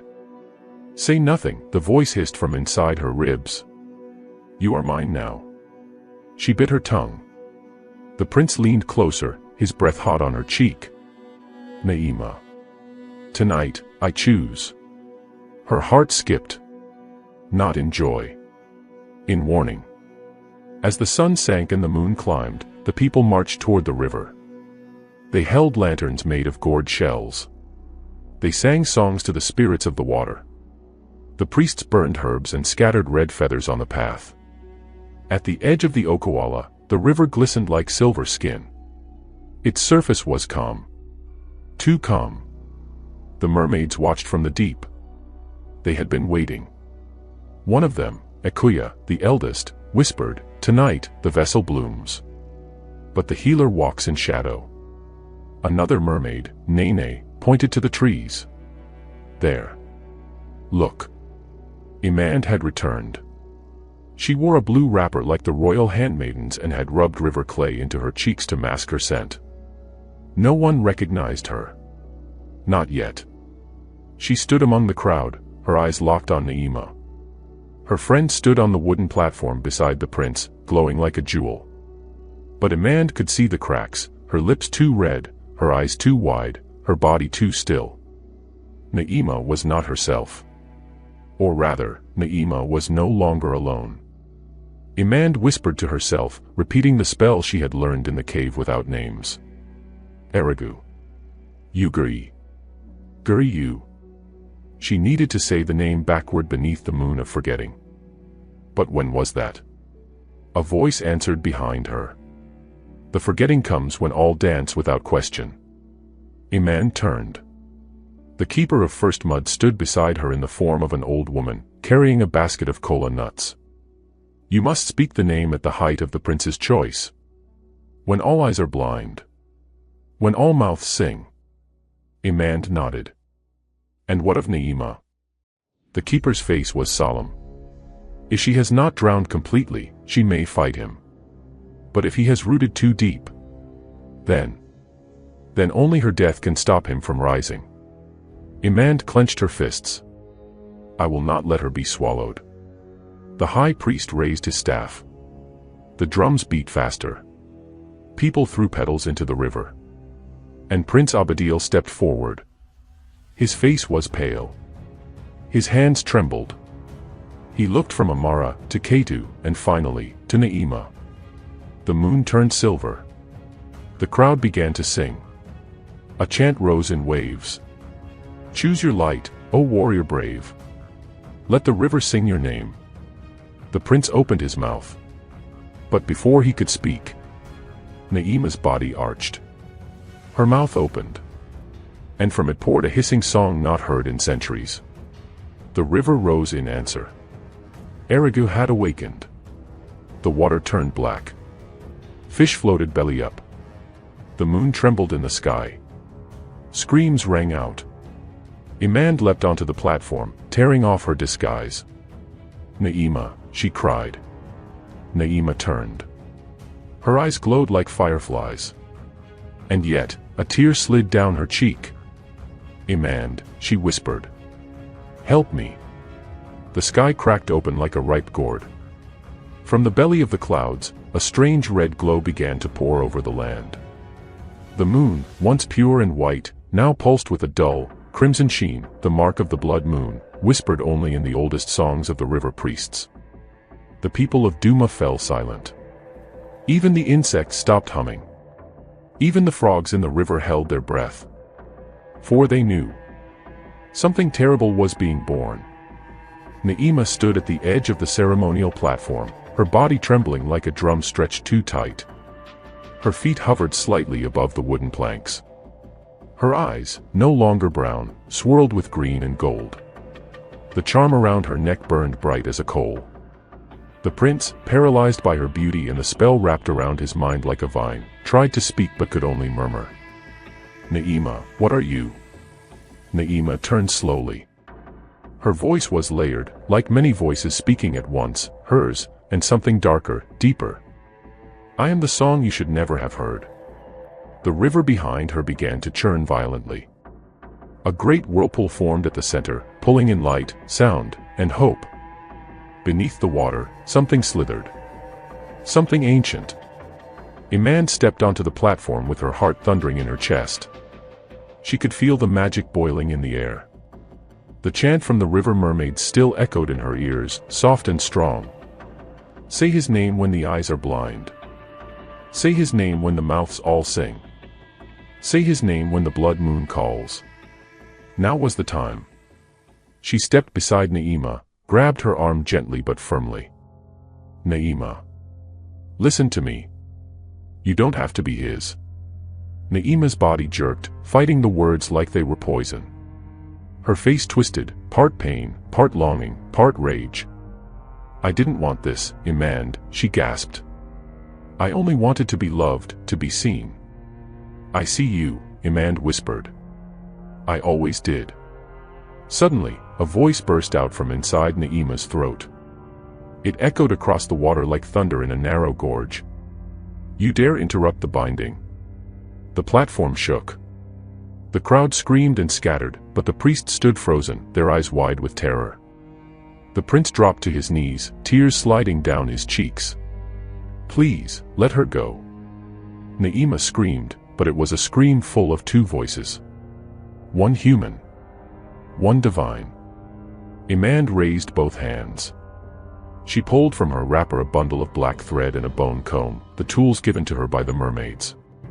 She began to chant, voice trembling but strong. Erigu. Uguri. Guri you. Serpent of secrets, coil undone. Come unbound beneath the sun. Naima clutched her head. No. Stop. He'll kill me. He cannot kill what he cannot hold. Imand shouted. The charm on Naima's neck cracked. From her skin, dark smoke began to rise. Erigu roared again from within her. I will not be unmade by a child of dust. The river exploded upward in a column of black water. From its depths rose a form, twisting, massive, gleaming with scales the color of oil and moonlight. A head emerged, serpent-like, crowned with bones, and eyes that saw through time. The god Erigu had come in full. But he could not fully escape unless Naima gave in. And Naima was still fighting. Naima. Imand cried again, stepping closer despite the wind and the force shaking the air. You must choose. Naima gasped, barely able to stand. Her skin was turning translucent. Veins like vines crawled across her chest. Her feet no longer touched the ground, she floated now, tethered to the river by the god's power. Her voice came out cracked and broken, I'm trying. Then fight him. Use your own will, not his. You are not his thing. Naima closed her eyes. And for a heartbeat, the river stilled. The god hissed. The moon grew redder. And Naima opened her mouth. Erigu, she screamed. I release you. The wind howled. The platform split in half. The water rose like walls around them, forming a great dome. Inside it, Naima floated, and so did Imand. Suspended in air and water and light. Naima's body split with light, green and gold and red. From her chest, the form of Erigu twisted free, a giant serpent made of smoke and lightning. He lunged at Imand. But Imand held up the bone comb and thrust it forward, shouting. By the pact of the river queens, I bind you. A blast of light surged from the comb. The serpent howled, twisting in midair, flailing its many tails. But it was not enough. Naima was still his anchor. Unless she let go fully, he would not die. Imand floated toward Naima, who now burned with energy, her skin cracking like old bark. You have to let him go completely, Imand whispered. Even if it hurts. Naima looked at her, eyes wide with sorrow. But if I let him go, you'll be free. But I'll be empty. Imand's eyes filled with tears. No. You'll still be you. You'll still have me. Naima smiled weakly. And whispered one final word. Then take him. She pushed her hands outward. The serpent screamed. The charm snapped. And a wind unlike any other tore through the realm between spirit and body. The river fell still. The blood moon faded. The platform, cracked and broken, gently settled on the water again. Naima fell into Imand's arms. She was pale. Cold. But breathing. The crowd slowly returned, whispering, trembling, unsure what had happened. Prince Abadil lay unconscious, the spell broken. The priests bowed to the river in silence. Only the mermaids sang now, from deep below. A soft, sad song. Of curses broken. Of love unbought. Of girls who choose light even when darkness offers beauty. The first light of dawn crept across the sky like a gentle hand brushing away a nightmare. Birds, cautious and curious, began to chirp from the edges of the forest. The river Okawala, which had roared with fury only hours before, now shimmered with a strange stillness, too calm, too quiet. As though something sacred had left it, or something terrifying had been locked beneath. On the broken remains of the ceremonial platform, Naima lay motionless. Her body, no longer glowing, seemed fragile, smaller than before. Her eyes were closed. Her skin was pale. And her breath came like a soft whisper. A man sat beside her, stroking her hand gently, her own robe soaked through and caked with river mud and blood. Her fingers trembled as she watched Naima's chest rise and fall. "Come back to me," she whispered. "Please." A cough escaped Naima's lips. She groaned softly and turned her head. "Imand." "I'm here," Imand said quickly, leaning over her. "You're safe. He's gone. You did it." Naima blinked slowly. Her voice was rough. "Is the prince okay?" "He's alive. The spell broke when the charm shattered. He's resting in the healer's hut now." Naima nodded faintly. "Then, it's done." She tried to sit up but winced, clutching her side. Imand helped her slowly. They sat together in silence for a moment, watching the blood-red moon slowly dissolve into the pink fingers of dawn. Naima touched her stomach. "I feel hollow." Imand wrapped an arm around her. "That feeling will pass. You're not empty. You're healing." But deep down, both girls knew, it would never truly pass. Because when a god lives inside you, even for a moment, it leaves a shadow. Later that morning, the village square was buzzing. The elders had gathered. The drummers were silent. The people, from the smallest child to the oldest widow, stood in tight circles, whispering. The festival of the moonlit tides had ended in chaos. A serpent god had been seen with their own eyes. A maiden had floated above the river. Another had sung spells. The prince had fallen under a curse. Nothing like this had ever happened in Duma's history. Inside the great meeting hut, Prince Abadil sat wrapped in a thick red cloak. His eyes, once filled with certainty, now held the dull glaze of someone who had been trapped inside a dream for too long. Before him, the high priest of Okawala, Chief Mawaga, who had served for 40 seasons, trembled as he clutched a bowl of sacred chalk. "We should have listened to the river spirits," he muttered. "We should have closed the waters for the festival." The signs were there, the dry toad skins, the silent drums, the red egrets. "But what now?" asked Elder Kunta, banging his staff on the floor. "Do we crown a bride who was possessed by a god? Do we send her away? Do we imprison her? Banish her?" The prince raised a hand slowly. "She saved us," he said, voice hoarse. "If not for her and Imand, I would have been lost. We all would have." "But she entered a forbidden pact," snapped Elder Inu. "That is a crime older than the kingdom itself." Abadil's voice rose with sudden fire. "And what crime did we commit when we laughed at her? When we turned her birthmark into a curse? When we made her desperate for love she never got?" Silence. Even the wind stopped. That evening, Imand helped Naima walk down to the river's edge. The sky was clean now. Blue and open. The river moved again, but slower, wary, as though testing its own reflection. They sat on a large flat rock near the bank. Naima watched her fingers swirl in the water. "Do you think I'm evil?" she asked softly.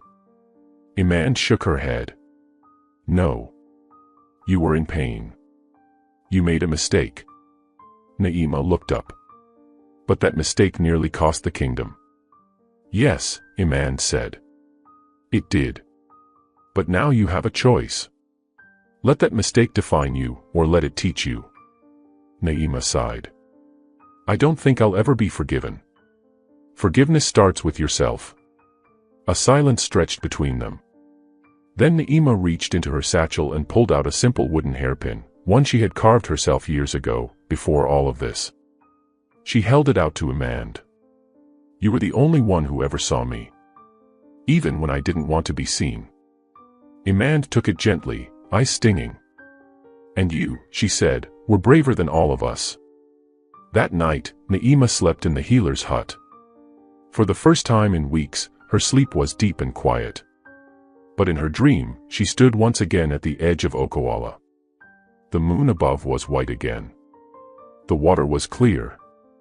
And from beneath, a voice whispered, not Aragu's, but the soft, haunting tones of the river mermaids. The serpent sleeps, but the vessel still breathes. Beware the second tide. Naima opened her eyes. Her heart thudded with a new fear. Because she knew now. The god was not gone. Not truly. He was waiting. Waiting for the next moon. By mid-morning, the village drums called the people of Duma to the central square. Their deep, slow rhythm did not echo joy or celebration, it thudded with worry, the heartbeat of a kingdom unsure of its own future. From every hut and farmstead, families gathered. Children clung to mothers. Elders leaned on staffs. Warriors stood in silence, their spears planted firmly in the earth, not raised in defense, but out of respect. Something sacred and dangerous had been disturbed. The people did not know whether to fear Naima or thank her. She had broken a curse. She had brought a god into their midst. She had risked her life to save the prince. And yet, she had made a pact no human should make. The sun hovered directly overhead when the elders stepped onto the stone platform, their cloaks sweeping behind them like long shadows. The high priest Mwaga stood at the center, flanked by the oldest men and women of the land. In the front row, Prince Abadil sat on a carved stool, his expression unreadable. To his right sat Amand, wrapped in her mother's shawl, her hands folded tightly. And beside her, with a back straighter than anyone expected, stood Naima, barefoot, scarred, but unafraid. The crowd hushed as Mwaga raised his staff. People of Duma, his voice rang across the square, we gather not to celebrate, but to decide. A great wrong has come upon us. A river god has tasted our world again. A maiden has crossed into forbidden waters. And our prince has been bewitched. A murmur rolled through the crowd. But, Mwaga continued, it is also true that the god was defeated. That the prince was saved. That the people were not harmed. And that these 2-inch, he gestured toward Naima and Amand, faced a power no child should face. He lowered his staff. Let the council speak. Elder Inu was the first to step forward. She was short and wiry, her eyes sharp like the beak of a hawk. We cannot allow this, she snapped. If we do not punish the girl, others will follow her footsteps. They will call on demons, make pacts in secret. The gods will see us as weak. Some nodded. Others looked away. Then Elder Jaji, the village historian, cleared his throat. Long ago, the river spirits made a pact with our ancestors. In return for our respect, they gave us life, water, and song. But they also warned us of Aragu, who slithered from the sea and seduced mortals with promises. He was sealed for a reason. He turned to Naima. Child, did he speak to you kindly? Naima swallowed. Yes. At first. He told me I was special. That I was beautiful. That he could make the prince love me. And did he? Yes. But at what cost? Naima's voice wavered. My womb. My sleep. My soul. The square went silent. Even the birds held their breath. Then Elder Tano, who had said nothing until now, stood up. He was the oldest of them all, his face like carved wood, his voice like wine through dry leaves. I have seen many seasons, he said. I have seen love that turns to hate. I have seen shame turn to hunger. And I have seen what fear does to a child. He turned to the people. Who here has not made a mistake? No one spoke. Who here, he said, pointing a bony finger, has not wished to be seen, to be loved, to be chosen? Still, no one answered. He turned to Naima. You are not cursed, girl. You are human. And that is enough. Mwaga raised his hand again. We have heard. We have seen. We will now speak. The elders turned inward, forming a tight circle. They whispered in old tongues. They poured libations. One plucked kola nuts from a bag and cast them into a calabash to read the spirits. After what felt like forever, they turned back. Mwaga stepped forward. "Naima of the weaver's house," he said solemnly, "you have broken our law and made a pact with a forbidden god. But you have also broken the god's hold and saved our prince." He took a breath. "The council has decided, you shall not be punished, but you shall not be crowned." A mixed gasp spread through the crowd. "You will not marry the prince. You will not sit in the royal house. But you may remain in Duma. You may live among your people. And you will be watched by the elders, by the river, and by your own heart." He paused. "And should the god return, it is you who must face him." Naima bowed her head. She said nothing. But her heart thudded with both relief and dread. After the council disbanded and the villagers returned to their homes, the prince found Naima by the river again. She was seated on the same rock, her feet in the water. "Naima," he said gently. She didn't look up. "You're free now." He stepped closer. "I came to say thank you." She turned to him. "For what?" "Lying to you. Enchanting you. Ruining the festival." "For saving me," he replied. "I remember pieces. Feelings. I was trapped inside myself. Screaming. Drowning. But then, your voice brought me back." Naima's eyes filled with tears. "I didn't do it for glory. I just didn't want to lose myself. Or you." Abadil knelt beside her. "I would have chosen you, you know. If things were different." "But they're not," she whispered. "No," he agreed. "They're not." He placed a small golden ring in her hand. "For the girl who walked into the river, and came back stronger." And with that, he rose and left. Naima stared at the ring for a long time, the way one might look at a goodbye. That night, as the wind howled softly through the trees and the moon hung low like a half-shut eye, Naima sat at the river's edge alone.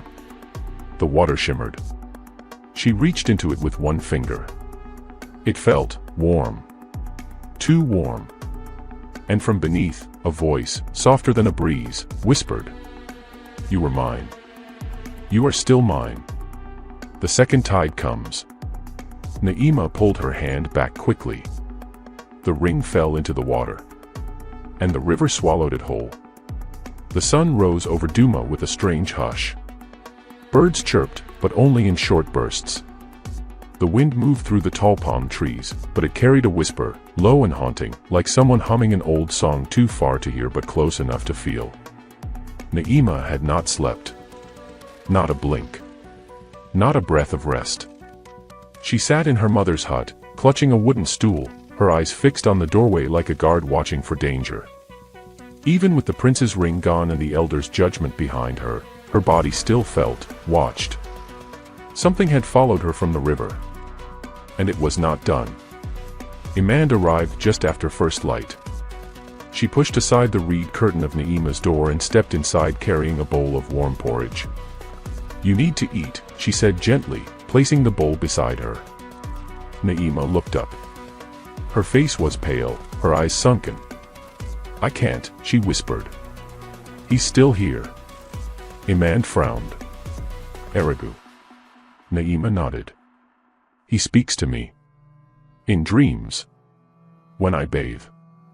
Even when I close my eyes. He tells me. I am still his." Imand sat beside her. "He is gone. You fought him. You were brave. You won." Naima shook her head slowly. "No. He rested. He didn't die. The mermaids only made him sleep." Imand's eyes widened. "Then we need to speak to them. Again." "They won't answer," Naima said.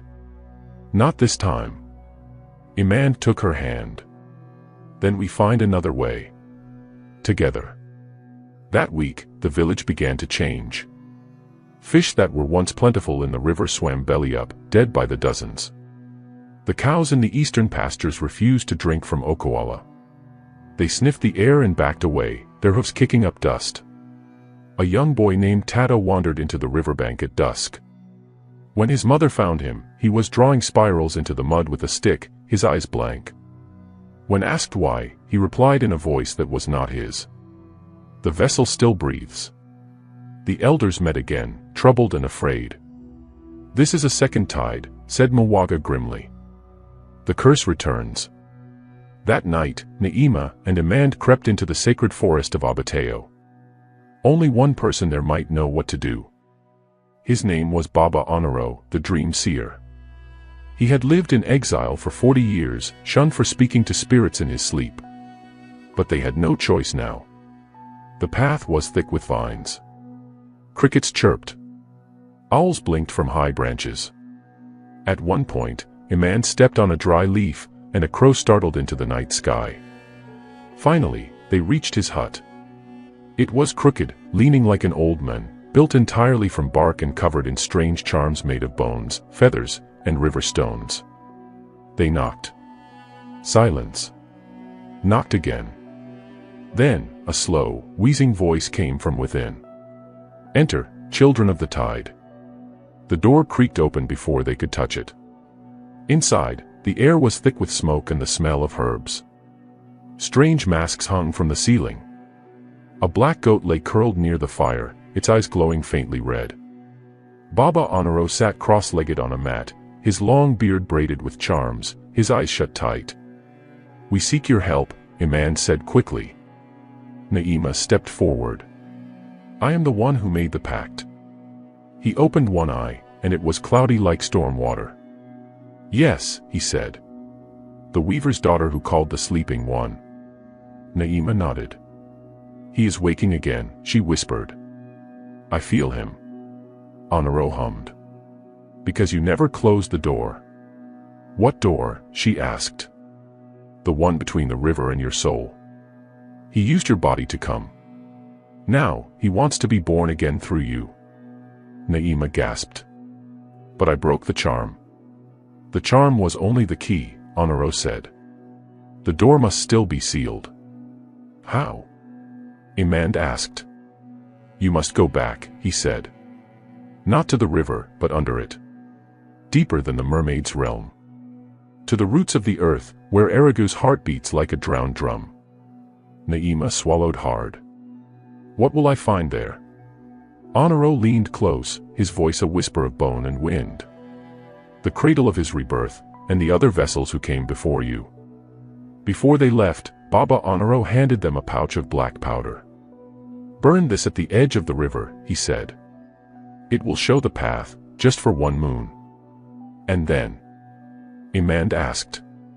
"Then the path closes forever." "What if we fail?" Naima whispered. He looked into her eyes. "Then the serpent god rises, with a body born from a mortal womb. And this time, he will not sleep again." That night, Naima and Imand returned to Okoala. The moon was thin, a silver thread in the sky. Naima stood at the water's edge, trembling. "Are you sure?" Imand asked. "No," Naima said. "But I can't run from this. I started it."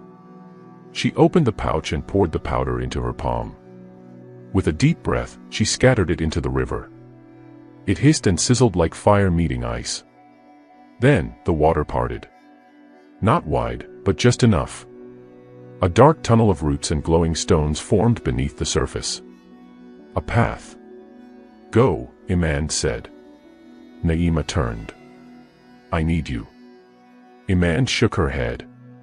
"This is your journey. But I'll be waiting, right here." Naima nodded. And then, she stepped into the river's open mouth. The water closed over Naima like a heavy blanket. But she did not drown.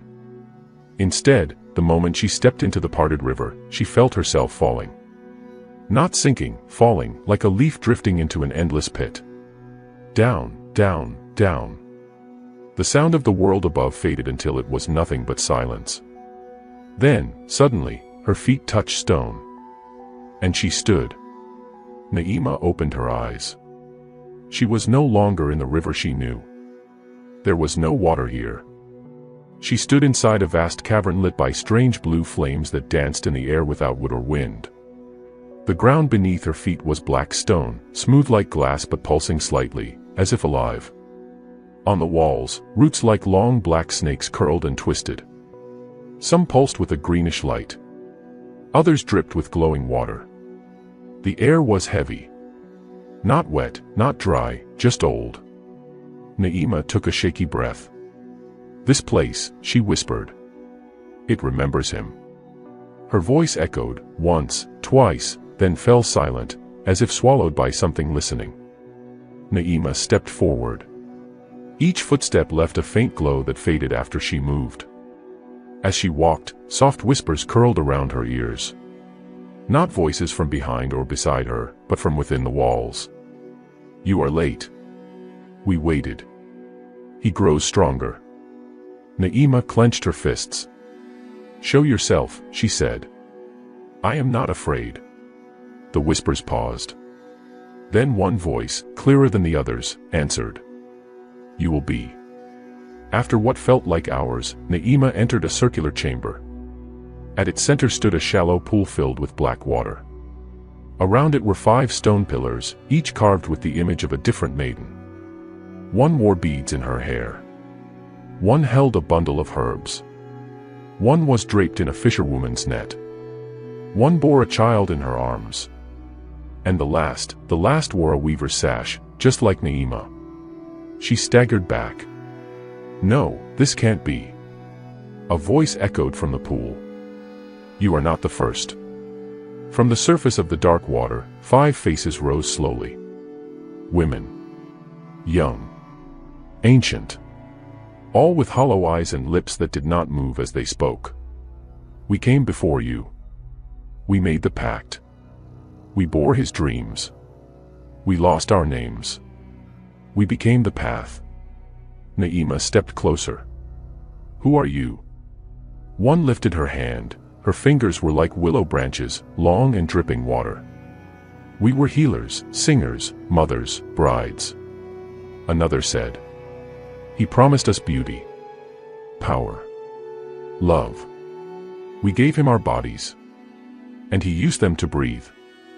Naima dropped to her knees. "What can I do?" she whispered. The water rippled. "Seal the cradle. Burn the root. Break the heart." Naima looked up. "How?" "By walking where no maiden dares. By choosing what no heart desires. By giving what you love most." The walls began to pulse, faster. The ground trembled. From far below, Naima heard a thump. Then another. A sound like a massive drumbeat under the world. Boom, boom, boom. Erigu's heart. He was waking. The blue flames flickered. The water in the pool boiled. And then, a tunnel opened behind the pool. Dark. Narrow. Like the throat of a beast. Naima rose. "I'm not afraid," she said. The maidens spoke together. "Then go. Before he finds another vessel." She stepped into the tunnel. The passage was tight. Naima had to crawl on hands and knees. All around her, bones littered the floor, small bones. Rib cages. Skulls. Bracelets still hanging from snapped wrists. Naima clutched her sash tightly. "I will not become this," she whispered. "I will not die here." Suddenly, a sound, scraping. Something was crawling behind her. Naima turned sharply, nothing. But the air behind her was colder now. Wet. Breathing. She crawled faster. Then, light ahead. A flicker. A red glow. She pushed forward, and tumbled into another chamber. Naima landed in a shallow pool of blood-colored water. Before her, a giant root twisted from the ceiling to the floor, wrapped in dark scales. Inside it, something moved, something large. A heartbeat thudded from the root itself. Boom, boom. Erigu. He was inside the root, sleeping in the form of a great unborn serpent child. She saw his face, half human, half snake. Eyes closed. Breathing slow. This was his cradle. If he was born, he would rise. Forever. A stone altar stood beside the root. On it, two objects. A bone dagger, carved from the rib of a dead maiden. A gourd filled with fire powder, just like Baba Honoro had given her. Naima reached for the dagger. But then a voice, her own mother's voice, echoed in her head. Naima, do not lose yourself. She trembled. What would destroying the root cost her? Would she die? Would she become another whisper? She looked at the dagger. Then at the fire gourd. She remembered Honoro's words. To seal the cradle, give what you love most. And in that moment, Naima knew. She pulled out a necklace from around her neck. The same one her mother had given her as a child, woven from river reeds and red beads. It was all she had left from before the curse. She poured the fire powder onto the root and tied the necklace into the center. Then she stepped back. The root began to burn. The flames grew, red, blue, gold. The chamber shook. Aragu's face twisted in pain, but he did not wake. Instead, he screamed. A long, deep roar that shook the bones in her body. The root cracked. The heartbeat slowed. Boom. Boom. Silence. Naima collapsed beside the pool, her chest heaving. It was done. She had sealed the cradle. The whispers faded. The bones fell silent. Aragu was trapped. Not dead, but bound. Buried. And this time, there would be no vessel. Naima stood in the silence. The cavern no longer pulsed. The great root of Aragu was nothing but ash and coiling smoke. The blue flames that once danced high on the cave walls had dimmed to mere whispers of light. The cradle was destroyed. But she was not free. Her legs trembled as she stepped away from the pool, her weaver's sash torn and wet, her necklace gone, burned with the powder of fire. The silence now was heavy. Too heavy. You did well. Naima turned sharply. Standing by the entrance of the tunnel was a figure draped in a shroud of silver riverweed. Her skin shimmered like the moon's reflection. Her eyes were the same color as deep river stones. It was one of the river mermaids. The mermaid's voice echoed without wind. You stopped the rebirth. You silenced the cradle. Naima clutched her chest, still breathing hard. He's gone. The mermaid stepped forward, her feet not touching the ground. No. Aragu cannot die like men do. He is part of the river's wound. But he sleeps again, and this time, deeper. Naima's brows drew together. Then, why do I still feel him? In my bones. In my breath. The mermaid tilted her head. Because part of you still belongs to him. Naima's eyes widened. You mean the curse? It is tied to your womb. Your soul. He gave you power, but braided it with chains. The cradle may be broken, but the vessel still breathes. Naima lowered her head. So I'm still cursed? The mermaid raised a hand. No. You are not cursed, child. You are chosen. But you must choose what comes next. The mermaid stepped aside. A staircase of stone rose from the darkness behind her, spiraling upwards. This path will take you back to the surface. But know this, the girl who climbed into the river died when she kissed the god. The one who walks out must decide who she wants to be. Naima swallowed hard. I don't want to be a god's bride, she said quietly. I just want to be free. The mermaid smiled, softly, sadly. Freedom is never free. Naima climbed. Each step took all her strength. Her fingers ached. Her knees bled against the stone. The spiral was narrow and cold, but it led up, up, up. Time slipped around her like fog. She remembered her mother's voice. Never go to the river alone. She remembered the laughter of the village girls. Cursed Naima. no boy will ever love her. She remembered the prince's eyes as he kissed her hand. You are beautiful, Naima. And she remembered Aragu's voice.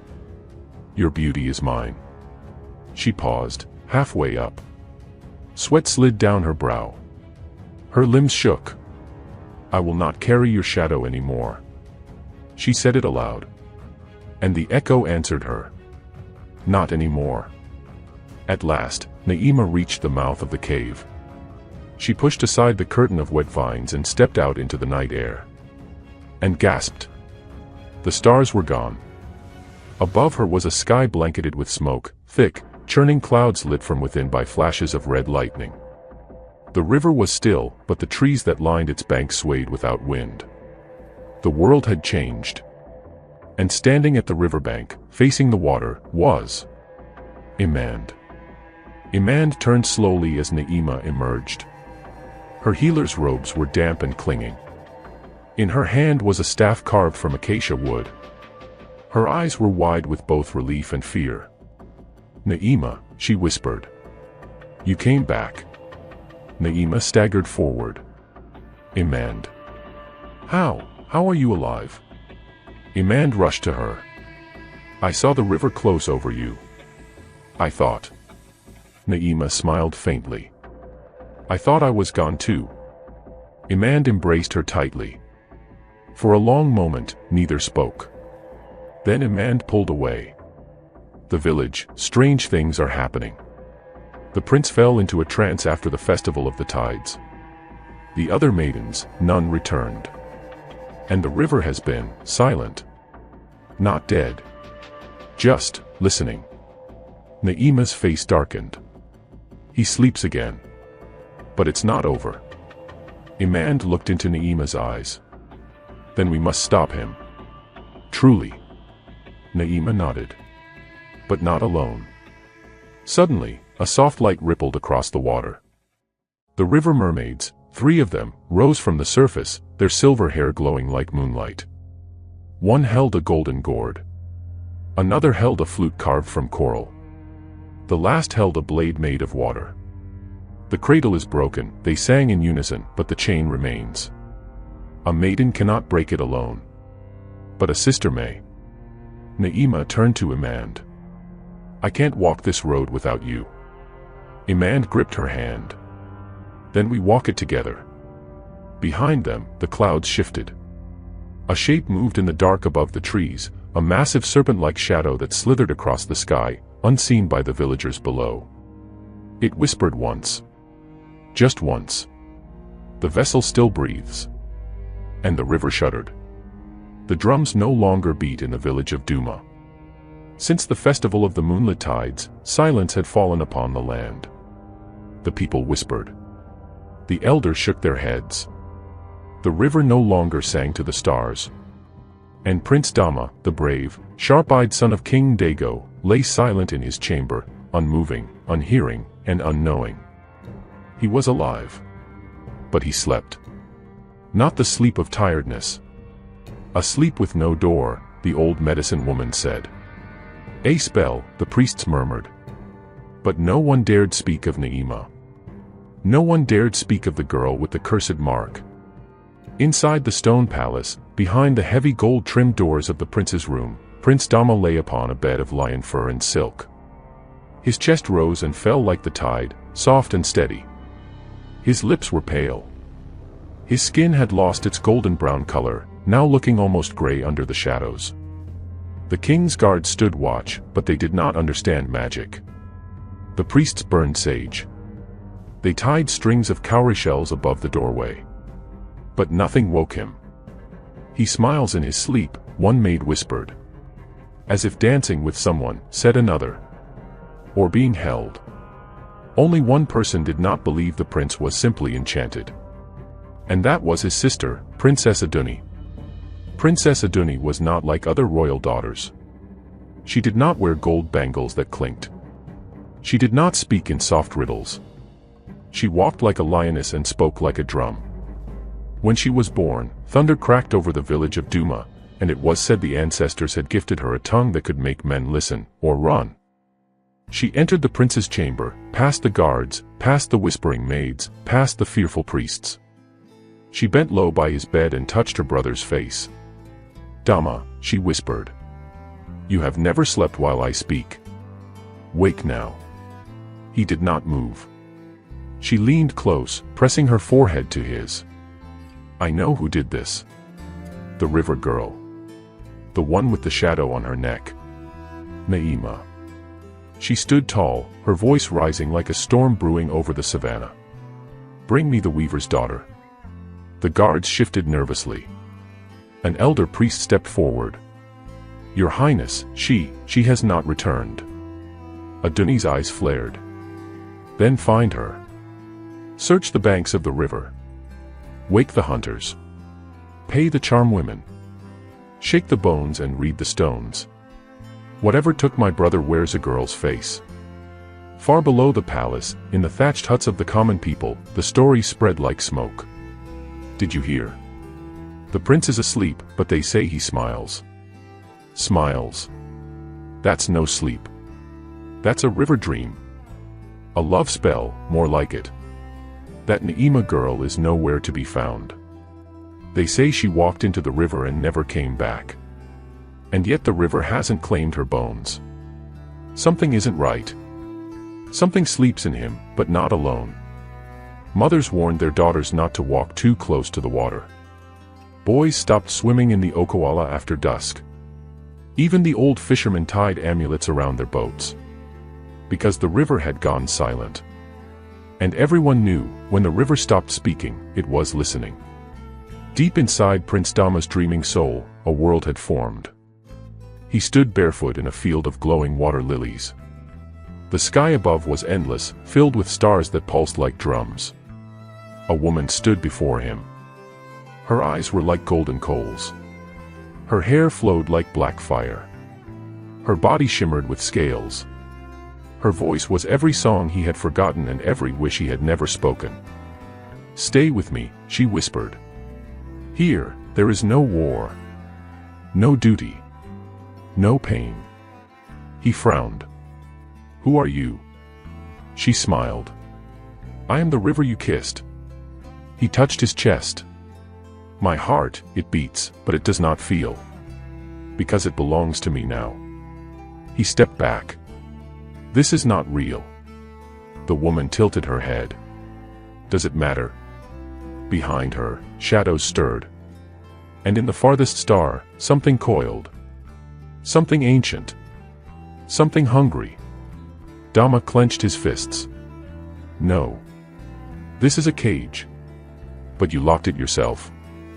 Back in the palace, Princess Aduni lit 7 lamps before her brother's bed.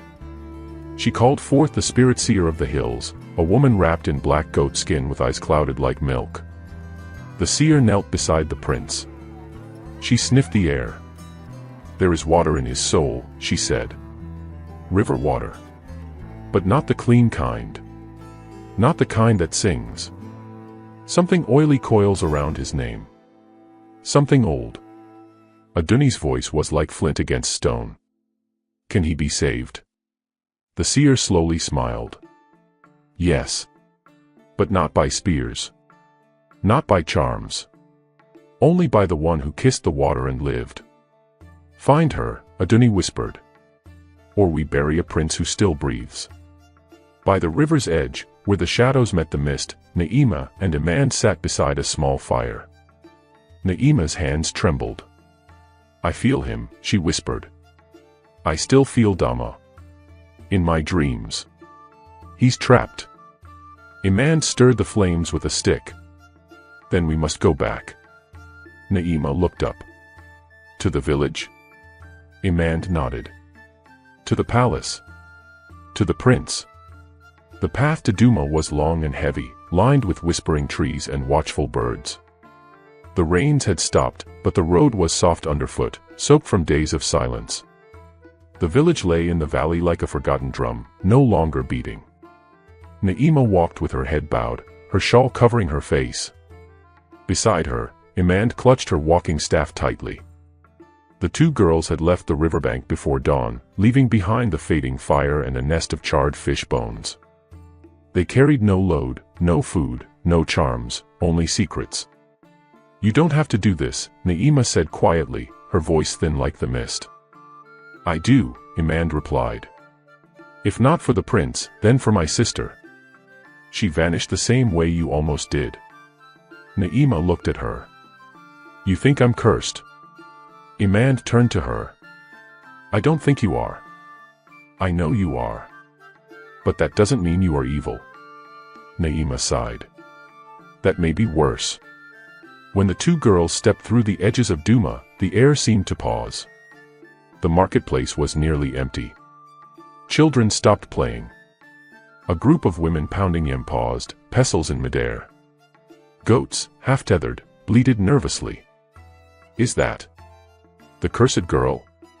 She came back. Does she walk or float? Her eyes, don't look into her eyes. Naima kept her head down. Imand walked proudly beside her, her sandals kicking up dust.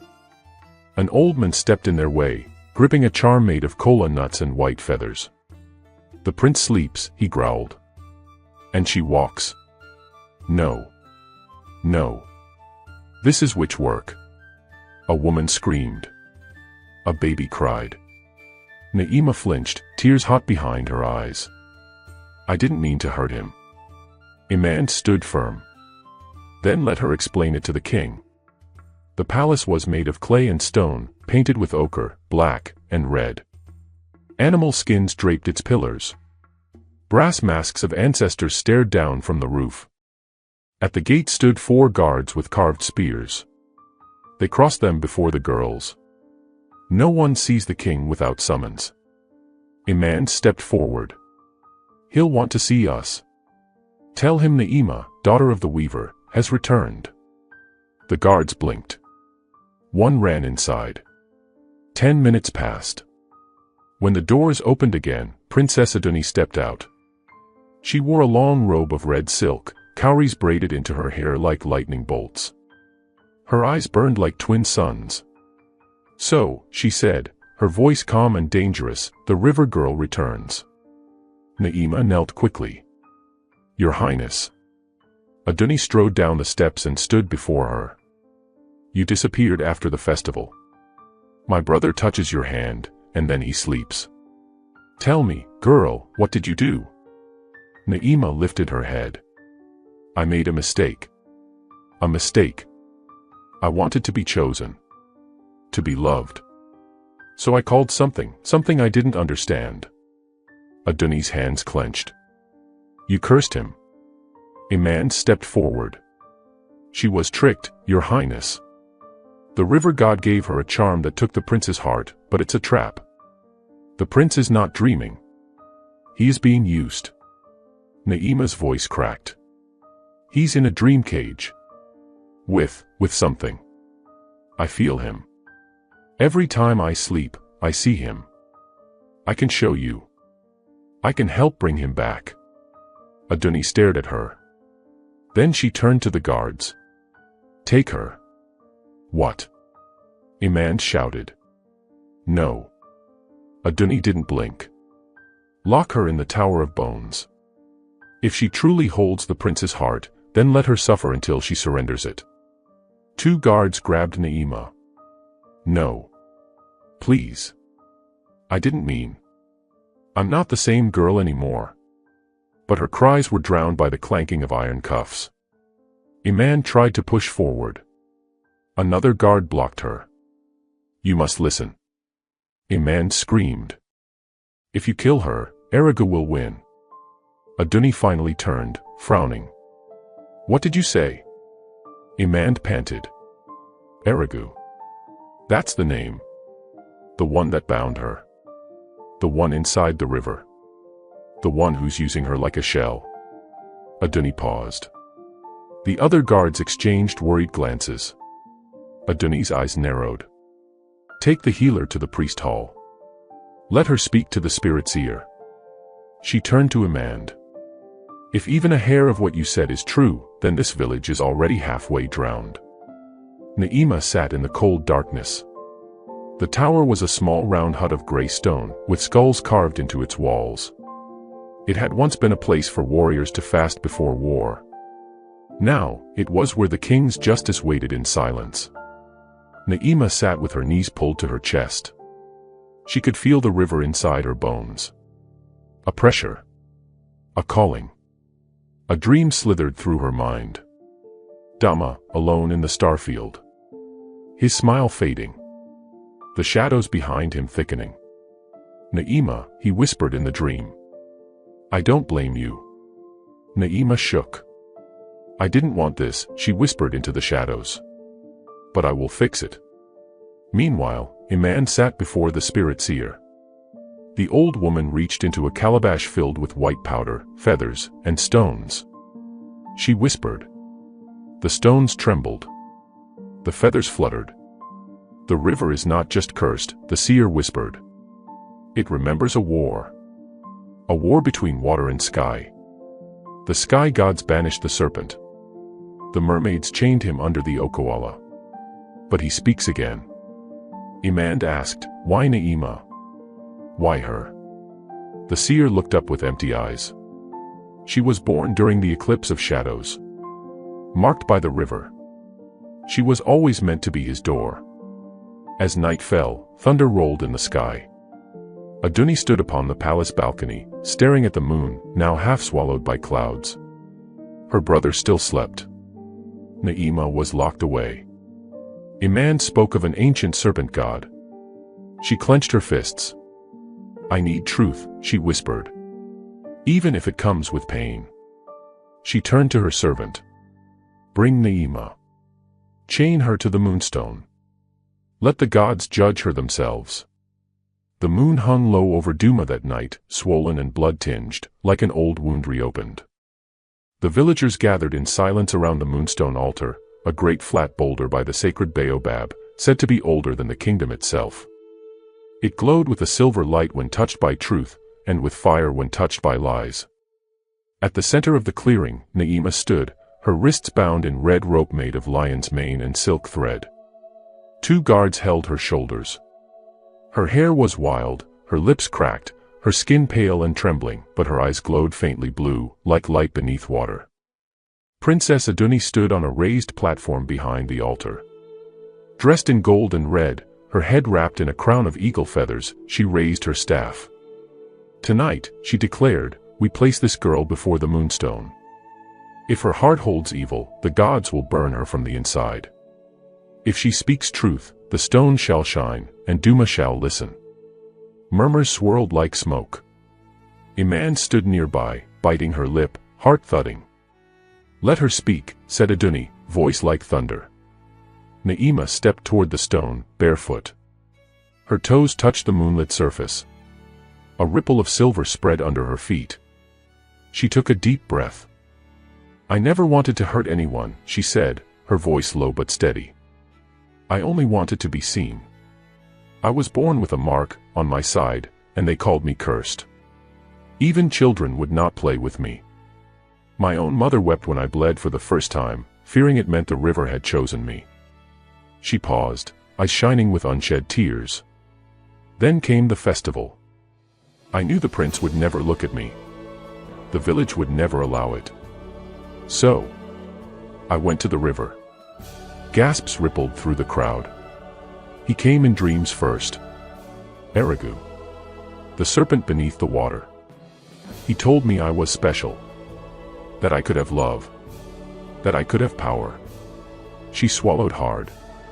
And I said yes. Suddenly, a crack appeared on the moonstone's surface. Some in the crowd screamed. But it did not bleed fire, it shimmered with light, pure and white. He gave me a charm. Told me to sleep with him in the deep. I did. A woman fainted in the back. And from that night, the prince looked at me, not with love, but with hunger. The charm made him mine. But it wasn't love. It was control. And I knew it too late. The moonstone brightened. Erigu is not gone. He speaks from my dreams. He uses me like a door, like a shell. The prince is trapped inside a dream cage with him. I see it every time I close my eyes. Aduni frowned, watching the stone glow ever brighter. I came back to fix it. I will not run again. Suddenly, a great gust of wind howled through the clearing. The moonstone cracked open with a blinding burst of silver. Everyone dropped to the ground, shielding their eyes. Naima stood firm. From the heart of the stone rose a swirl of light and shadow, a spirit form, half mermaid, half bird, crowned with stars. It spoke in 1,000 voices. She speaks truth. The crowd gasped again. But the price of truth is pain. The curse is not broken. Erigus still stirs. And the vessel still breathes. The light vanished. The stone fell silent. And Naima collapsed to her knees. Aduni stepped forward, her face pale. You have told the truth, she said slowly. But the danger remains. Iman stepped forward quickly. Then let us finish what was started. Let us go to the river. The mermaids must help us. Aduni turned to her. You said your sister vanished in that river. Iman nodded. Her name was Zara. She followed a boy who never returned. She went to the river to call his spirit, and she never came back. Naima raised her head. I have seen her. In dreams. Iman froze. What? There's a girl with your face. Her eyes are full of water. She sings to the prince in the dream. She tries to keep him calm. Iman staggered back. Then she's not dead. She's trapped. Like him. In Erigu's prison. The crowd, once full of fear, now buzzed with murmurs of awe, doubt, and questions. Aduni raised her hand. Tomorrow, she said, we go to the river. Not for festival, but for war. Fog that night. As the crowd dispersed, Naima was taken to the priest hall, not in chains, but as a guest watched closely. A man sat with her by a fire, the crackle soft between them. You saw Zara? Iman whispered. Naima nodded. She's not whole anymore. Her song is like broken glass. But I think she's still fighting.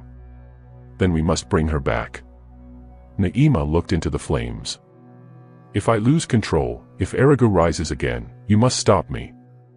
Iman reached across the fire and held her hand. We both walk the river. And we both come out. Together. Outside, the night grew quiet. Too quiet. The river no longer sang. And far beneath the earth, Erigu stirred in his coils. The morning was pale and gray, as if the sky itself feared what the day would bring. Princess Aduni stood on the steps of the shrine with her war staff clutched tightly in her hand. She was no longer dressed in royal robes, but in the bark-dyed armor of the river wardens, the warriors sworn to protect Duma's waters from dark spirits and broken pacts. At her side were Imand, Naima, and 6 chosen men and women, hunters, shamans, and singers, each marked with protective chalk across their foreheads and shoulders. They were called the Circle of the Second Moon, a group formed only when Duma faced a threat older than the kingdom itself. The villagers gathered in silence as the circle prepared to journey back to Okawala, the Forbidden River. A woman in the crowd whispered, "This is no festival." A man murmured, "No drums, no dancing." And indeed, there was no joy in this procession. Only tension. Only questions. Before they departed, the elders of Duma stepped forward. The oldest among them, Grandmother Dola, hobbled to Aduni and pressed a carved gourd into her hands. "This holds the dust of moon root," she said. "Sprinkle it on the river's edge. If the mermaids still remember our bond, they will rise." To Naima, she offered a bracelet woven with 7 river stones. "These will remind you of your name, child. So Erigu does not take it fully." Naima's voice trembled. "Thank you, Nana." To Imand, she gave a small wooden drum with a cracked skin. "Zara played this when she was a child," the old woman whispered. "If her spirit hears it, she may follow the sound." Imand blinked away tears. "I will not leave without her." They walked for hours through the forest. Birds were quiet. The usual laughter of monkeys, the chirp of crickets, even the wind through the trees, gone. At the front, Aduni led with sharp eyes and sharper instincts. "Stay close," she warned. Okawala has changed. The trees near it no longer sleep.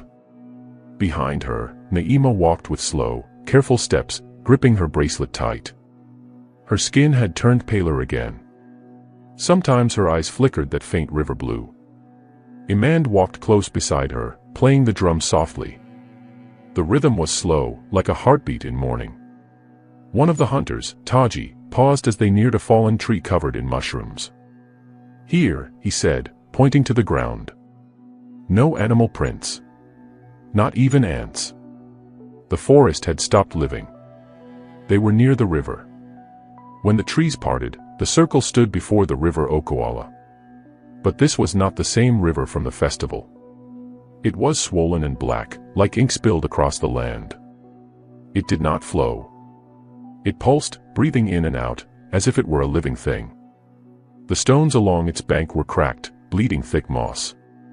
The trees nearest the water leaned away from it, their bark turned gray. Aduni stepped forward and poured the moonroot dust into her palm. "Let the mermaids see we come in peace." She scattered the dust into the wind.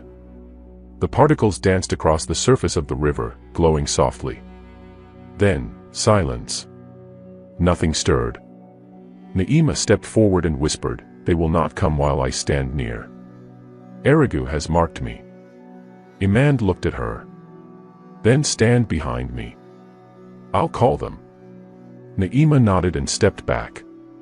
Imand took out her sister's cracked drum. Her fingers began to tap gently, then faster, weaving a rhythm both new and ancient. "Zera. Zera. Hear me, sister. Follow the sound.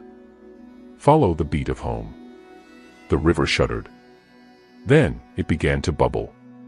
A swirl of light rose from the depths, then another, and another. Suddenly, 6 mermaids burst forth from the water, their bodies shimmering like moonlight wrapped in fish scale. Their hair floated around them like seaweed, and their eyes were bright silver. One spoke. "Why have you returned to the mouth of Erigu?" Another hissed, "We told your people to never wake the river god again." Aduni stepped forward. "Because the river god never truly slept. He tricked one of our maidens. He stole our prince. And now his spirit poisons the dream world and the waking land." The lead mermaid turned her gaze to Naima. The vessel. She swam closer, eyes narrowing. Still walking. Still weeping. Naima fell to her knees, trembling. "Please," she said, "I want to undo what I did. I want to be free." The mermaid's voice was a soft growl. "You were warned in dreams. You were given signs. You came anyway." "I was desperate," Naima sobbed. "I was alone." The other mermaids looked at each other. Then one whispered, "What will you give, to close the door forever?" Naima looked up, her voice barely a breath. "My voice. My memories. Even my life." Imand stood up, firm. "No. There must be another way." The mermaids turned to her, curious. "You would trade places?" Imand's heart pounded. "I came to find my sister. If she lives within Erigu's dream, I will go. Take me instead." The lead mermaid tilted her head. "You offer a pure heart. A rare thing." Suddenly, the river cracked like thunder. A voice boomed from below. "The vessel is mine." A huge spiral of water shot into the sky. The river's surface turned into a spinning whirlpool. The mermaid screamed, swimming backward. "He has awakened." Naima clutched her head, writhing on the ground. Her eyes rolled back. Her mouth opened. And from her throat came a voice not her own. "Your games are over. The door shall open. I shall walk in flesh again." Aduni shouted, to the wards. "Now." Taji threw down a pouch of salt ash, creating a glowing circle around Naima. Imand held Naima tight as she shook violently. "Hold on, Naima. stay with me." But Na'ima's eyes flickered between blue and black. "He's pulling me down," she gasped. Then, from the whirlpool, something rose. Not fully formed. Not yet. But the shape of a serpent's head broke the surface. Eyes like pits. Teeth like carved ivory. Erigu had come to the edge. And the next step would make him flesh. The river Okawala roared like a storm trapped in a drum. Its surface foamed, spiraled, and cracked as something ancient and terrible stirred beneath it. And then, he began to emerge. First the serpent's skull, as massive as a hut, dripped from the heart of the whirlpool. Its teeth gleamed white as bone.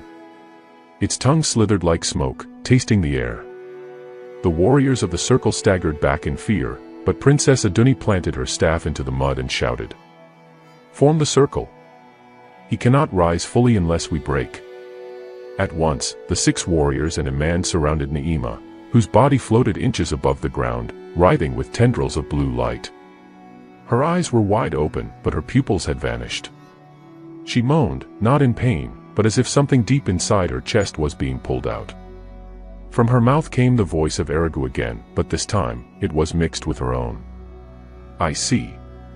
I feel. I become." Suddenly, the serpent head let out a deafening screech. The earth around the river cracked. The trees bent low. And the mermaids, watching from the water, wailed and dived deep, their silver tails vanishing below the waves. A man screamed, shaking Na'ima's shoulders. "Fight him. Don't let him take you." Na'ima's body trembled, then twisted unnaturally. Her hands were no longer her own. Long, scaled fingers sprouted where her nails had been. Her legs fused briefly before tearing apart again. Her face shifted in and out of human form. Aduni turned to the circle. The serpent must not be made flesh. Na'ima is his anchor. We break his hold on her, or he walks among us. The hunter Taji nodded grimly. "Then let us fight with soul and song." He pulled a calabash rattle from his belt, shaking it as he began to chant an old Duma warding verse. "Earth below, close your mouth. River run, return to drought. Serpent coiled, spirit trapped. Dreams unbroken, door unclasped." Others joined in, forming a rhythmic chant around Na'ima. But the river god screamed again. With that scream, the air fractured, as if a mirror had cracked across the sky. From the whirlpool, Erigu's neck rose, long and twisting like a vine of muscles and bone. At its base, ghostly hands reached upward, spirits bound to him, moaning in agony. Aduni narrowed her eyes. He's drawing power from the dream world. He's using Zera's soul as a bridge. Far below the waking world, within a realm of endless twilight and shifting illusions, Zera stood alone inside a cage made of glass water. Every time she moved, the walls rippled. She wore her festival dress, though it was soaked and tattered. Around her swam endless images, her village, her sister, her mother cooking by firelight. And through them all, the voice of Erigu whispered, "Stay. Forget. The world no longer wants you." She had been here for what felt like seasons. Time passed like wine through leaves, no sound, no start, no end. She pressed her hand to the wall. "Na'ima, please don't forget me." Suddenly, a distant sound rang out through the dream, a drumbeat. Thump. Thump thump. Thump thump thump. Zera gasped. Her heart surged. Imand. She ran to the wall. The water glass shimmered and opened like a door. Through it, she saw flashes, the river, Na'ima floating, Erigu rising, her sister drumming with tears in her eyes. And a chant, the old protection verse her grandmother used to sing while sweeping the compound. Zera clutched her heart. "No. I will not be forgotten. I am not a ghost." She took a step through the portal. Erigu roared. He was almost half emerged now, his monstrous neck stretching across the bank, his body still rooted in the whirlpool. Na'ima's body suddenly went limp. Imand cried out, "Na'ima." But Na'ima slowly stood up. Her voice was low, two-toned. You cannot stop what is already woven into time. Then, her eyes flickered. And for the first time in many moons, Na'ima's true voice came through. He is afraid. Aduni frowned. Afraid of what? Na'ima gasped. Of her. He can feel her coming. Suddenly, the earth cracked beneath the calabash circle. And from the center of the storm, a white light shot upward. Then, from the whirlpool, Zara rose. Not in flesh, but as a spirit of shimmering gold and blue.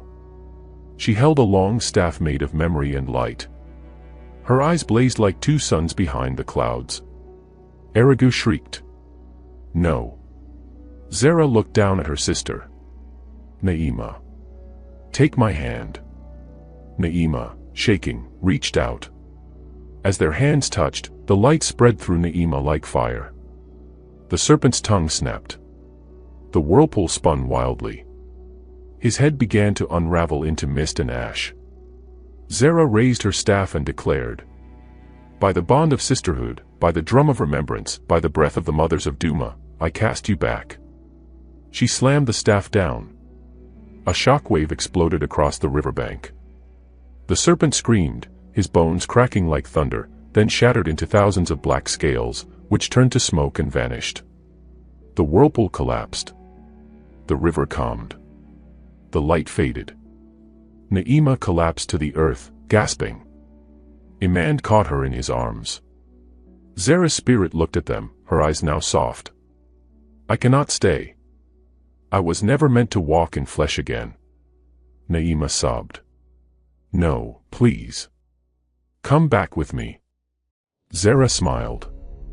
I already have. I am in your voice. In your memories. In every beat of the drum you now carry. She leaned forward and kissed Na'ima's forehead. Then her spirit dissolved into a cloud of light, and drifted into the sky like morning mist. The circle stood in silence. The river was still once more. Aduni whispered, it is done. But deep in the mud, no one noticed one single black scale, smaller than a pebble, sink into the earth. It pulsed once. Then was still. Morning light returned to the village of Duma, soft and golden, casting warmth on the thatched rooftops and the wide, dusty courtyards. Birds sang again in the trees. The river Okawala, which had raged with terror the night before, now flowed quietly like a ribbon of silver, pretending nothing had happened. But not everyone could forget. In the healer's hut, Na'ima lay wrapped in layers of woven cloth, her body shivering from cold that did not come from the wind. Imand sat by her side, grinding leaves into paste, his hands steady even though his heart wasn't. He looked up as Princess Aduni entered, the morning sun at her back. She's still fevered, Imand said, not turning from his mortar. Even after the spirit was cast out.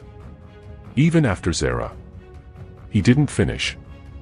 Aduni walked over to Na'ima and laid a hand gently on her forehead. The spirit may be gone, she whispered, but the vessel still remembers. Na'ima suddenly stirred. Her eyes fluttered open. Sister. She looked around, dazed. Where is she? Imand bent low, brushing her damp hair from her cheek. Zara is at peace now. She saved us. She saved you.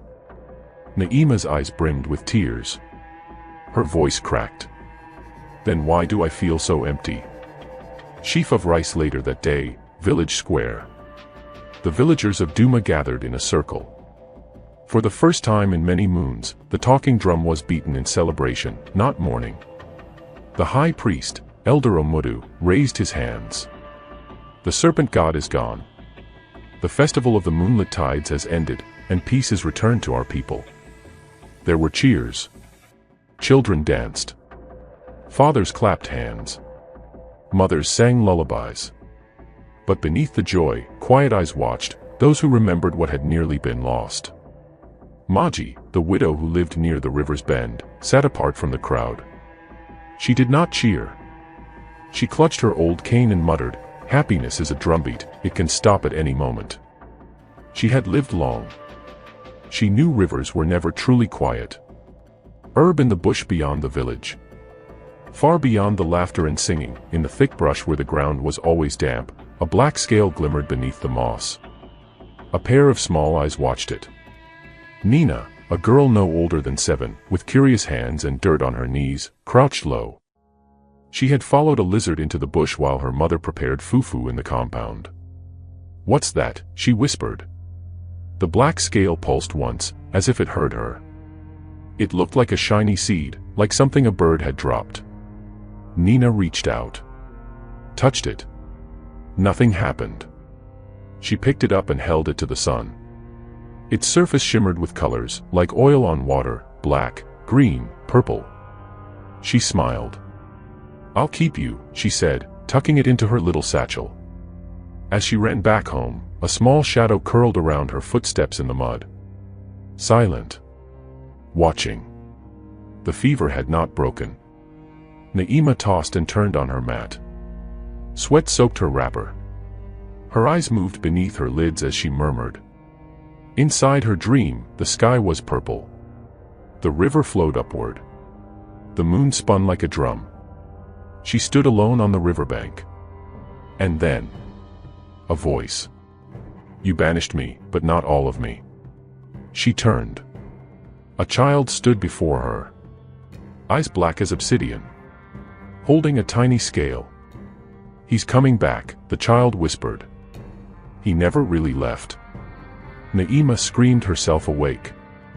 Imand was by her side instantly. "It's all right," he whispered, holding her shoulders. "You're safe." But she shook her head violently. "No, I saw him, in the eyes of a child." Aduni, standing by the doorway, stepped forward slowly. "A child."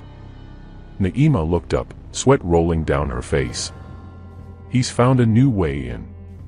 The sun had barely risen over Duma when the whispers began. Not the kind passed between mouths in the market. Not the gossip of mothers pounding yam or girls braiding hair beneath baobab trees. These whispers came from places without lips. They stirred inside calabashes. They fluttered like breath in the dark corners of huts. They crept along thatched ceilings like smoke. And in Nina's hut, the smallest in the western end of the village, the whispers were loudest. Sheaf of rice inside the hut of Nina's family. It was a small round hut, walls of red earth, roof of dried palm fronds. Morning light poked through the roof in golden beams. Nina sat cross-legged on a mat, her little fingers playing with the black scale. She whispered to it, like one might whisper to a doll or a pet goat. "Do you have a name?" she asked sweetly. Silence. Then, ever so faintly, in the space between silence and breath, "Erigu." Nina's eyes widened. She giggled. "That's a funny name. Erigu. Are you a frog? Or a bird?" Her mother, Asha, called from outside. "Nina. Come help me wash the cassava." "Coming, Mama." She tucked the scale into a crack in the floor and skipped outside. As she left, a strange ripple shimmered across the mud floor, almost like a snake sliding just beneath the surface. Naima sat up on her mat, her eyes hollow and skin pale. She had eaten very little in days. Her dreams were worse. Imand knelt beside her with a bowl of warm herbs. "You must eat," he said gently. "I can't," Naima murmured, hugging herself. "I see things when I close my eyes." "Dreams." She nodded. A little girl. Holding his scale. Laughing like the wind. "He's in her, Imand. He's found her." Imand stiffened. "Who?" "The serpent. Erigu. He didn't die, not fully. He left behind something." Aduni stepped into the hut just then, carrying a satchel of herbs. "Naima, listen. You've just woken from a nightmare. You've seen terrible things. We all have." Naima turned her haunted eyes toward the princess. "You don't believe me." Aduni sighed. "I believe something dark lingers. But to speak of curses without proof will cause fear. Panic. And haven't we had enough of that?" Imand stood slowly. Then we find proof. Asha swept the floor of the hut while humming a lullaby. Nina sat by the fire, drawing circles in the ash. Suddenly, the fire flickered blue. Asha looked up. Nina. Did you throw something in the fire? Nina blinked. No, Mama. Are you sure? Yes. But the fire said it's cold. Asha's broom paused. What do you mean, the fire said? Nina smiled and tilted her head. It talks when the room gets dark. Don't you hear it? Asha backed away slowly. The fire dimmed. Then, in the shadows, something hissed. A secret meeting was held in the shrine courtyard, away from prying eyes and curious children. Elder Omudu, Imand, Aduni, and Naima, wrapped in a shawl, her voice trembling. I know it sounds mad, Naima said. But the scale, it must still exist. The child is carrying it. That's how Erigu survives. Elder Omudu's brows furrowed deep. A scale. The serpent scale. Yes, Imand said, stepping forward. Such things are vessels. Like gourd holds palm wine. It may be small, but it carries a great evil. Aduni nodded. We must speak with the girl. No, Omudu said firmly. If we confront her, and we are wrong, we will scar her spirit forever. Naima's voice cracked. And if we wait, and we are right, we may lose her. And the village. Again. Silence. Only the wind spoke. Nina awoke to a sound. Slithering. She looked around in the darkness. The fire was out. The air was cold. She reached under her mat and felt the scale. It pulsed like a tiny heartbeat. Then she heard it again. You are mine now. She sat up in the dark. Who said that? No answer. Then her shadow rose on the wall, stretching high, taller than it should have been. It opened its mouth. And hissed. Morning broke over Duma like any other, but the air felt heavier. Trees swayed without wind. Chickens clucked nervously in their coops. Even the village dogs barked at empty air. But strangest of all were the goats. 3 of them, tied near the healer's compound, began circling their tether poles restlessly, eyes rolling white. The youngest one, a soft brown kid, let out a chilling bleat, then stared straight at Nina's hut. Unblinking. Not once. Not even when the sun rose high. Imand stood with Elder Omudu, watching the goat. You see it too, Imand said softly. Omudu nodded grimly. It has been like that since dawn. Even when I passed this way at first light. And none of the other children are playing here. Children know. Even when adults pretend. They sense when the air is wrong. They watched as the brown kid let out another strange cry. It sounded almost like a word. Nii. Imand turned. We must speak to Nina's mother. Now. Asha opened the door, her eyes lined with worry. I know why you are here, she said before either man could speak. Something is wrong with my child. She is not ill, Imand said gently. But something ancient may be near her. Asha stepped aside. Then help her. Please. They entered.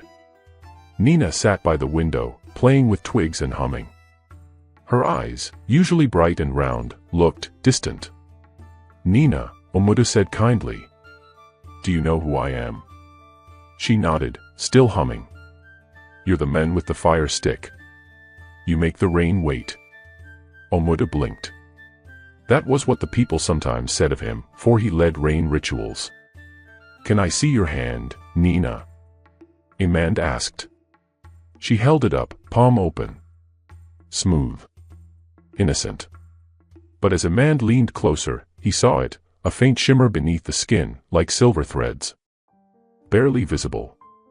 Like water reflecting something that should not be there. He looked at Omudu. Omudu looked back, and nodded. A gathering formed near the oldest tree in Duma, the Mbaka tree, said to have been planted by the first river priestess. Only elders, healers, and spirit watchers entered this grove. Naima stood under the branches, her face pale. She knew what was coming. "You wish to test the girl," she whispered. "Using the goat ritual." "It is the only way," said Aduni, dressed in ceremonial blue and white. "If she holds the serpent spirit, the goat will know." "And if she does?" Naima asked. Elder Omudu stepped forward, holding a small clay pot. "Then we must act before Eriga finds his strength again." Nina stood quietly in the center of a circle, barefoot on the red earth. Around her, elders drew chalk symbols. 3 goats were tied at the edges of the circle, 1 to each side. Asha wept quietly in the arms of another woman. Imand crouched beside Nina. "Do you trust me?" he asked. Nina nodded. "Will it hurt?" "No. But the goats might act strange." "Don't be afraid." She looked at the goats. "One of them already talks to me." Imand paused. "Which one?" "The little brown one. He says he remembers drowning." Every elder stiffened. Omudu dropped the clay pot. She must step out. Now. But it was too late. The goats began to scream. All 3 reared up, ropes straining. The white one fell to its knees and convulsed. The black one kicked over its stake. And the brown goat turned to Nina, eyes wide. And it spoke. "You are the vessel." Everyone gasped. The goat dropped dead. Nina screamed, and her eyes turned pitch black for a heartbeat before blinking back to normal. She fell unconscious. The villagers watching from the grove's edge scattered in fear. Someone dropped a torch, which sparked a small flame in the grass before it was stamped out. Asha ran to her child. "Nina. My baby." Imand checked her breathing. "She's alive. Just fainted." Naima clutched her chest, breathing hard. "He's in her. It's him. He found a body." Elder Omudu knelt beside the goat's corpse. He whispered a prayer. "We have little time." The people of Duma had always known the rhythms of the river Okawala. When to plant. When to fish. When to dance and offer thanks beneath the moonlight. But now, the river did not listen. It rose, when it should not have. It swelled at night, slithering past its banks like a silent beast. Not loud, not rushing, but creeping, inch by inch. Quiet. Patient. Like something watching. Like something waiting. The drums of the river festival had long gone silent. Children slept in hammocks, and mothers rested with wooden fans on their laps. But Imand could not sleep. She stood near the river's edge with her lantern, eyes narrowed. Water licked the edge of the shrine steps. "This is wrong," she whispered. She dipped a long stick into the water and brought it out. Thick. Slimy. Almost oily. A voice behind her made her jump. "The water remembers what we try to forget." It was Elder Omudu, wrapped in his evening cloak. "You feel it too?" she asked. He nodded. "This river is no longer the one our ancestors danced beside." Imand turned to him. "We must go to the mermaids again. Tonight." "No," she said. "At dawn. But we must go armed, not with weapons, but with truth. This time, they must speak without riddles." Naima's hair had begun to fall out in strands. Her skin glowed too perfectly in the dark, like it was lit from within. She hadn't slept for 3 days. Not truly. And tonight, she saw him again. In her dream. Only it no longer felt like a dream. Erigu. The serpent god. He appeared now not as a man, but as a twisting length of scaled shadow in her chamber. His voice was silk. Dangerous silk. "You are breaking, little vessel," he whispered. "Your cracks grow wider." Naima wept into her bedding. "Please, please let me go. You called me. You bathed in my gift. Now, you will carry me." And when the moon cries blood, I will be born. She reached for the charm necklace he had given her, buried under her bed. But it burned her hand. The sigil now glowed green. And the serpent vanished with a hiss. All of Duma awoke to find the wells filled with dark river water, not clear spring water. The village drum beater beat a frantic call. Boom. Boom. Boom. People gathered quickly, eyes wide with worry. The water tastes bitter, cried an old woman. The river took my fishing basket, yelled a boy. I left it on dry land. Something is wrong, murmured a hunter. Even the trees leaned toward the river. A man stepped onto the speaking stone. We must speak the truth, she called. The festival must be delayed. The river is not safe. But a voice rang out against her. Naima. Her eyes sunken, her robe too clean, too white. The festival must go on. The prince must choose his bride. Gasps. You speak of joy when our water is cursed. Omudu demanded. Who are you to question the ways of the gods? Naima asked, her voice almost echoing. I am the healer, a man said firmly. And I will speak to the river spirits again. Whether you stand with me or not. Naima's lips curled into a small smile. Then go. But the tide will return. And it will not wait for you. A man stood alone by the water's edge before dawn. She held no torch, no offering, only a bowl of ashes from the dead goat. River sisters, she called softly, I come not to beg, but to ask. If you want me to stop what is coming, you must tell me all. The water shimmered. A song rose, not from her ears, but from inside her bones. 3 mermaids rose from the surface. Their faces pale and wet, eyes rimmed with silver. Imand, the middle one said. You walk a path of blood and broken time. The vessel has cracked, said the one on the left. The god will pour out, said the one on the right. But you can still stop it, said all 3 in unison. How? The charm must be broken at the river's root. Deep where breath dies. And Naima. Imand whispered. She will not survive the breaking. She was never meant to. Imand clenched her fists.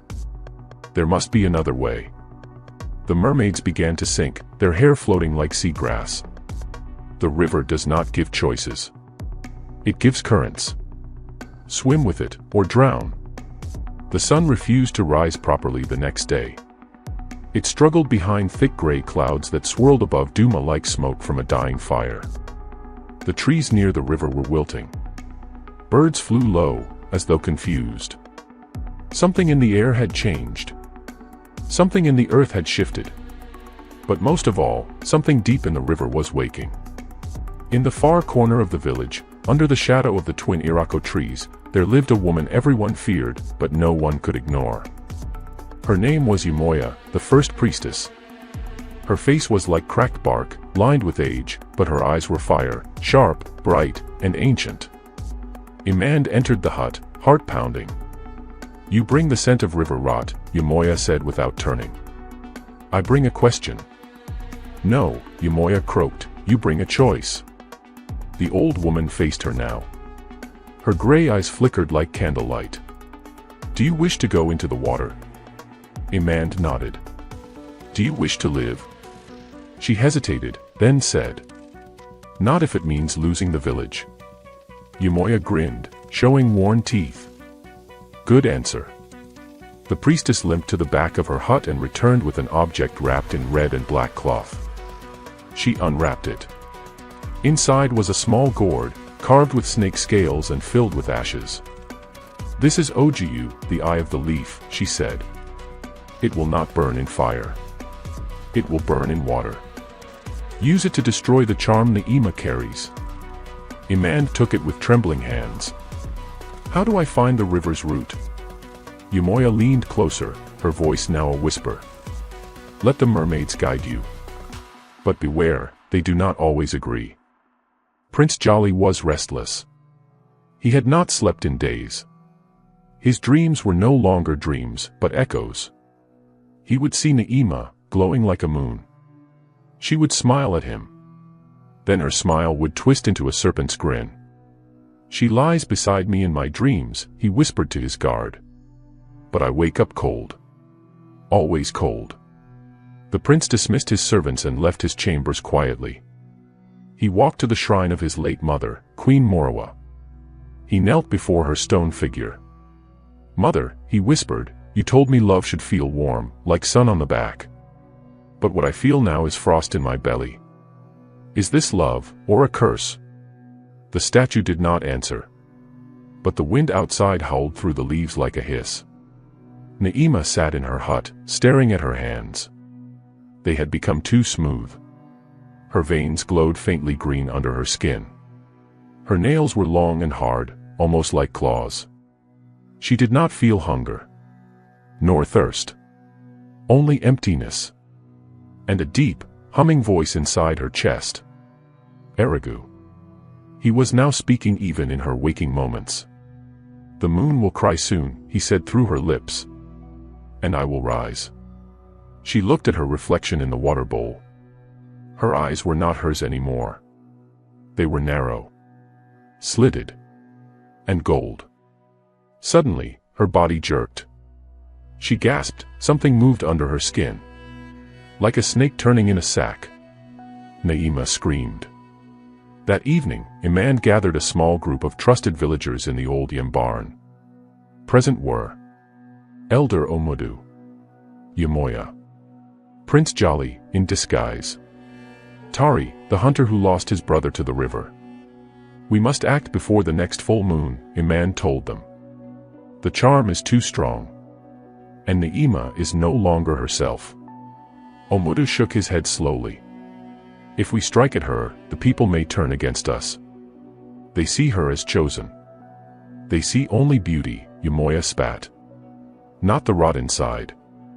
Prince Jolly stepped forward. "I have seen it too. In my dreams. She does not sleep beside me. A serpent does." They all looked at him. "You believe us?" a man asked. "I do," he said. "And I will go with you. Into the water. If we must dive into death, I will not let you go alone." Yamoya reached into her robe and pulled out 2 more gourds. One for the girl. One for the prince. "When the time comes, break them over the charm. But you must do it where the river was first born." A man's voice shook. "And where is that?" Yamoya's eyes turned skyward. "Where light cannot reach. Beneath the stone gate. Past the bones. Through the mouth of the drowned god." A cold wind blew into the barn. No one spoke. The night before the next full moon arrived, Prince Jolly found himself standing in front of Naima's hut. He wore no crown, no gold robe, just a simple wrapper tied across his waist and a deep frown carved across his brow. He had come alone. The moon, half-born, hung heavy in the sky like an eye watching from above. He knocked once. No answer. He knocked again. Still silence. He pushed the door open.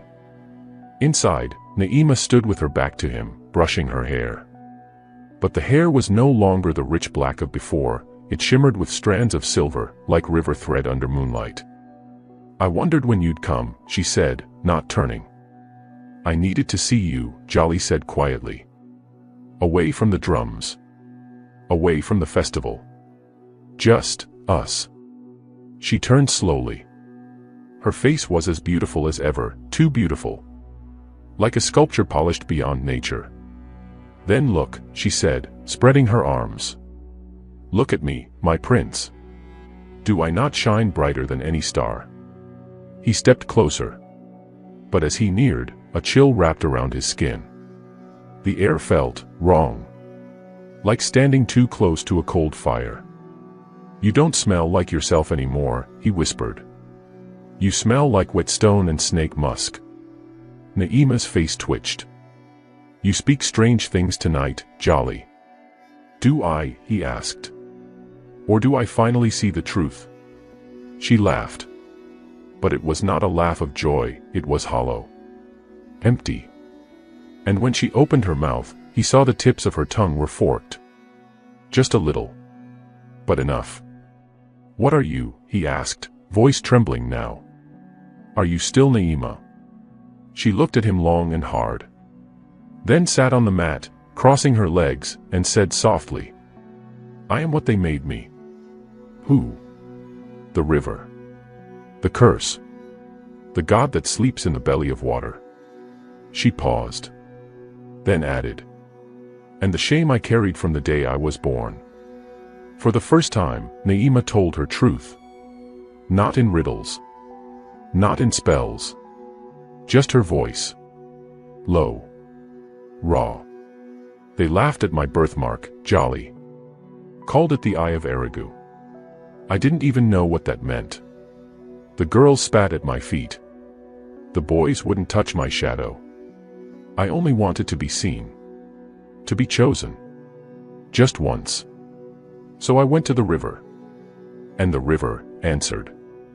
Jolly knelt before her now, his heart thundering in his chest. "You made a pact." "I gave him my sleep," she whispered. "He gave me your heart. And your womb. Gone. Your soul." She looked away.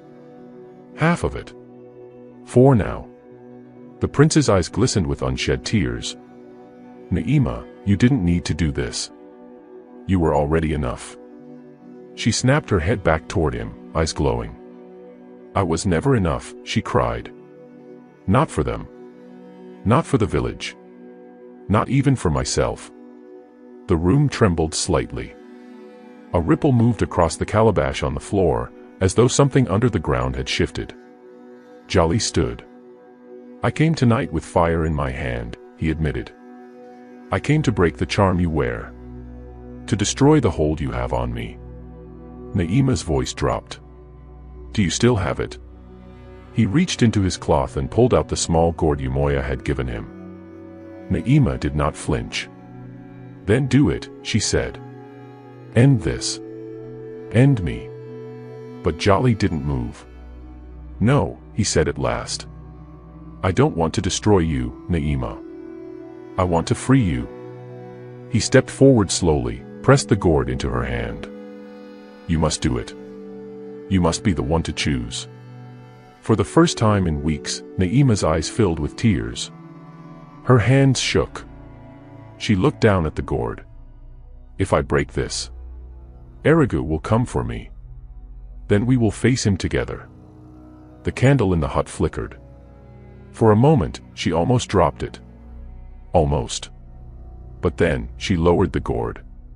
"Not yet," she said. "We must go where the river was born. Only there will the charm truly break." Jolly nodded. "Then tomorrow night. At the stone gate." She rose to her feet.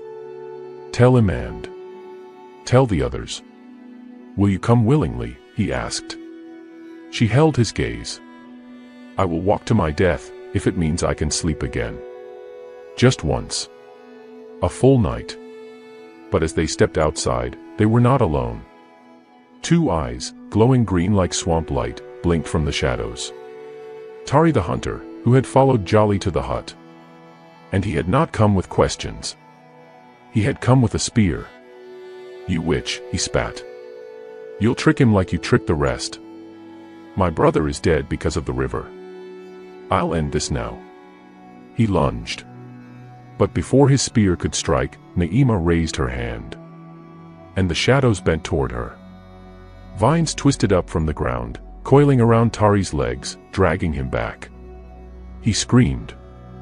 The vines hissed and released him, but not before leaving scars, glowing with green light. He scrambled away, gasping. Naima turned to Jolly, eyes wide in horror.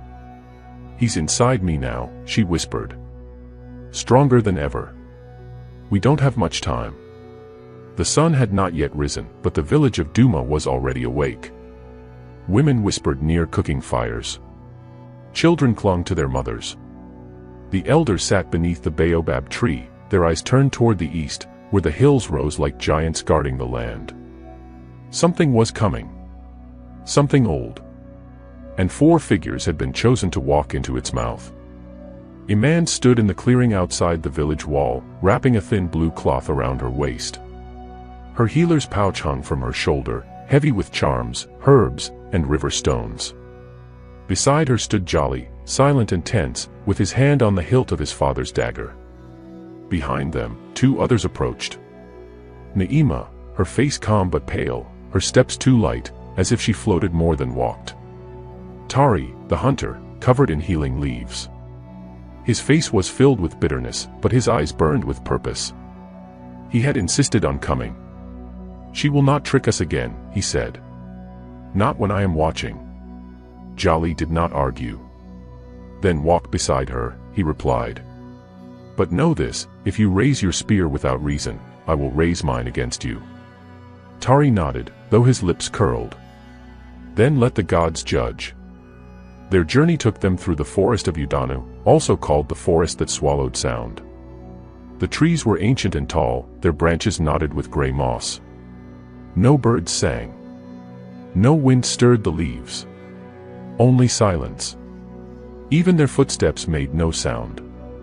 "I hate this place," Tari muttered, his voice barely more than breath. "Good," Naima whispered back. "That means it is listening." Jolly touched the small charm that hung around his neck, an old bone carved with the eye of Anaku, a spirit said to guard travelers. A man walked beside Naima, watching her from the corner of her eye. "Does it hurt?" she asked softly. "What?" "Carrying him." Naima hesitated. Then nodded. "Like carrying a fever that never breaks.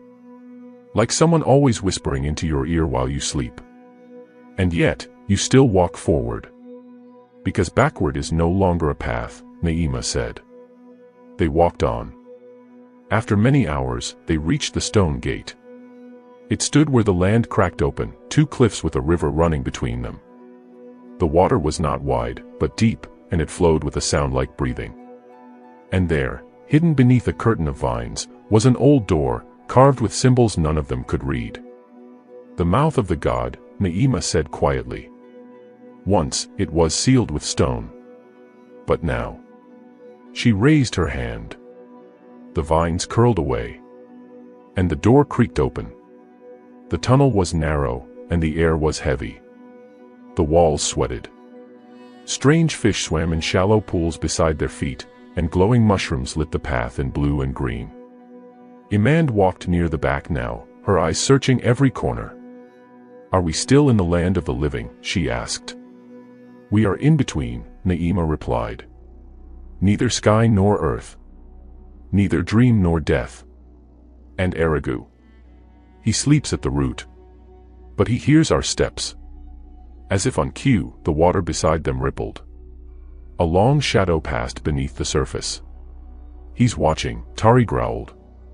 "Let him watch," Jolly replied. "We came to end him." At last, they reached a wide cavern. In the center stood a shrine, made of bones and river stones. Around it, hanging from hooks in the ceiling, were dozens of human skins, dried and folded like clothing. Imand gasped. These were the missing girls. Naima's face twisted in pain. "He wears them. Each time a maiden comes to him, he feeds on her soul and keeps her skin." Jolly stepped forward. "Then tonight, we destroy the shrine." "You must not touch it," Naima shouted suddenly. "He will awaken if you strike it without the right words." A man stepped beside her. "Then teach us. Tell us the right." Naima nodded. "But once I say the words, the god will know we are here. And he will rise." Naima knelt before the shrine. She took a handful of salt from Imand's pouch. A string of red beads from her own hair. A drop of blood from her thumb. And then she began to chant. "Aragu of the deep, serpent of songs. Your name is called by the one who bears your mark. Rise, old river breath, rise. Come and see the vessel. Come and see your bride." The cave trembled. Water rose from the pools. And a low, deep hiss filled the air. From the water, a shape emerged. Long. Coiling. Scales black as midnight, eyes green like swamp fire. Erigu. But this was no snake of the earth, this was a god, tall as a palm tree, thick as a tree trunk, crowned with horns made of coral and bone. He looked at Naima. You called me, my vessel. She stood tall. I came to break you. His laughter echoed like thunder beneath the ground.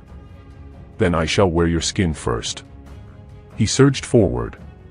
But before he could reach her, Jolly threw the charm at the shrine. And it shattered. Erigu screamed. The air burned. The water boiled. The ground split. And then, everything went black. The air shattered. The sound was not like thunder. It was deeper, older, as if the earth itself was weeping. Water poured from the cracks in the walls. Fireflies burst into ash. The stone beneath their feet buckled and hissed. And in the center of the cavern, Erigu, the serpent god, uncoiled his massive body. Who dares, he roared, his voice 1,000 hissing tongues. His green eyes glowed, swirling like whirlpools. He was beautiful. He was monstrous. He was everything Naima had both feared and longed for.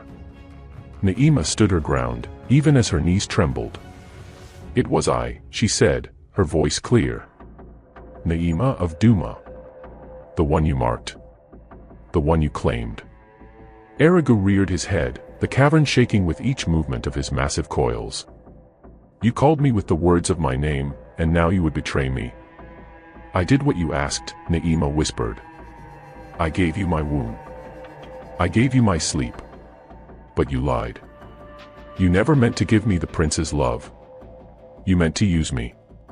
The god's laugh rumbled through the chamber. Did you think love would grow from a charm, little seed? Foolish girl. What I gave was power, not love. Then take it back, she said. And leave our land. Erigu lunged. But Jolly was faster. With a sharp cry, he hurled a pouch of Oshrut powder into the god's face. The smoke flared white-hot, blinding the serpent for a moment. Go. Jolly shouted. Naima, Imand, run. Tari raised his spear and charged with a warrior's roar, slicing across Erigu's underbelly. The blade sparked but did not pierce deep. Erigu bellowed, his tail whipping across the floor, striking Tari hard. The hunter flew against a wall and crumpled. Tari! Imand cried. She rushed to him, checking for breath. Alive. Barely. Naima stood frozen, staring at the god who once whispered into her dreams. You promised me everything, she said. And now I will take everything, Erigu growled. Suddenly, a sound like no other echoed through the cavern. A song, high and sweet. Sad and deep. Not from the earth, but from the water. From behind the shrine ruins, a shimmer rose, 3 river mermaids, their hair of braided moss, their skin like smooth stones, their eyes glowing silver. They sang not with voices but with hearts. And Erigu hissed in fury. You dare show yourselves here? The mermaids sang louder, swirling around the god in a circle of blue light. Water spun in the air like threads. Their bodies bent and danced like wind on reeds. Imand gasped. They're weaving a net. A net of song, Naima whispered. Jolly stepped beside her. What do we do? We hold him until the song is complete. Erigu thrashed. His tail smashed the stone pillars. His scales glowed red. Still, the mermaids sang. Naima stepped forward and held up the charm Erigu gave her, a piece of black stone bound in silver wire. You want this, don't you? It is mine. Erigu bellowed. Then come take it. She threw the charm into the deepest pool at the cave's edge. Erigu dove after it. But too late. The net of song fell. The mermaids twisted their arms. The water became a cage of music and memory. It wrapped around the serpent, binding him with silver strands. He screamed. His body writhed. His form began to flicker, beast to shadow, shadow to smoke, smoke to bone. No, he roared. I am eternal. I am. And then he was gone. The cave fell still. Only the soft sound of dripping water remained. The mermaids turned to Naima. One stepped forward, the one with blue shells in her hair. He cannot die, she said softly. But now he is caged, within the river's root. Will he rise again? Imand asked, clutching her side. Only if a vessel calls him. Naima lowered her eyes. Then I will not live. The mermaids nodded. You carry his breath. His fire. His hunger. Naima's eyes filled with tears. Then let me sleep in the deep. Keep me where he sleeps. Let no other carry what I carry. Imand stepped forward. No, Naima. You are more than his vessel. And yet, Naima said, I am not free. The mermaids raised their hands. The water rose like a cradle. Naima turned to Jolly, then to Imand. Tell the prince I never wanted his love. I only wanted to be seen. You were, Imand whispered. We all see you now. Naima smiled. Then the water closed over her head. And she was gone. The cave had grown silent. Not the stillness of peace, but the kind of silence that comes after a storm, when even the birds forget how to sing. The glowing moss had gone out.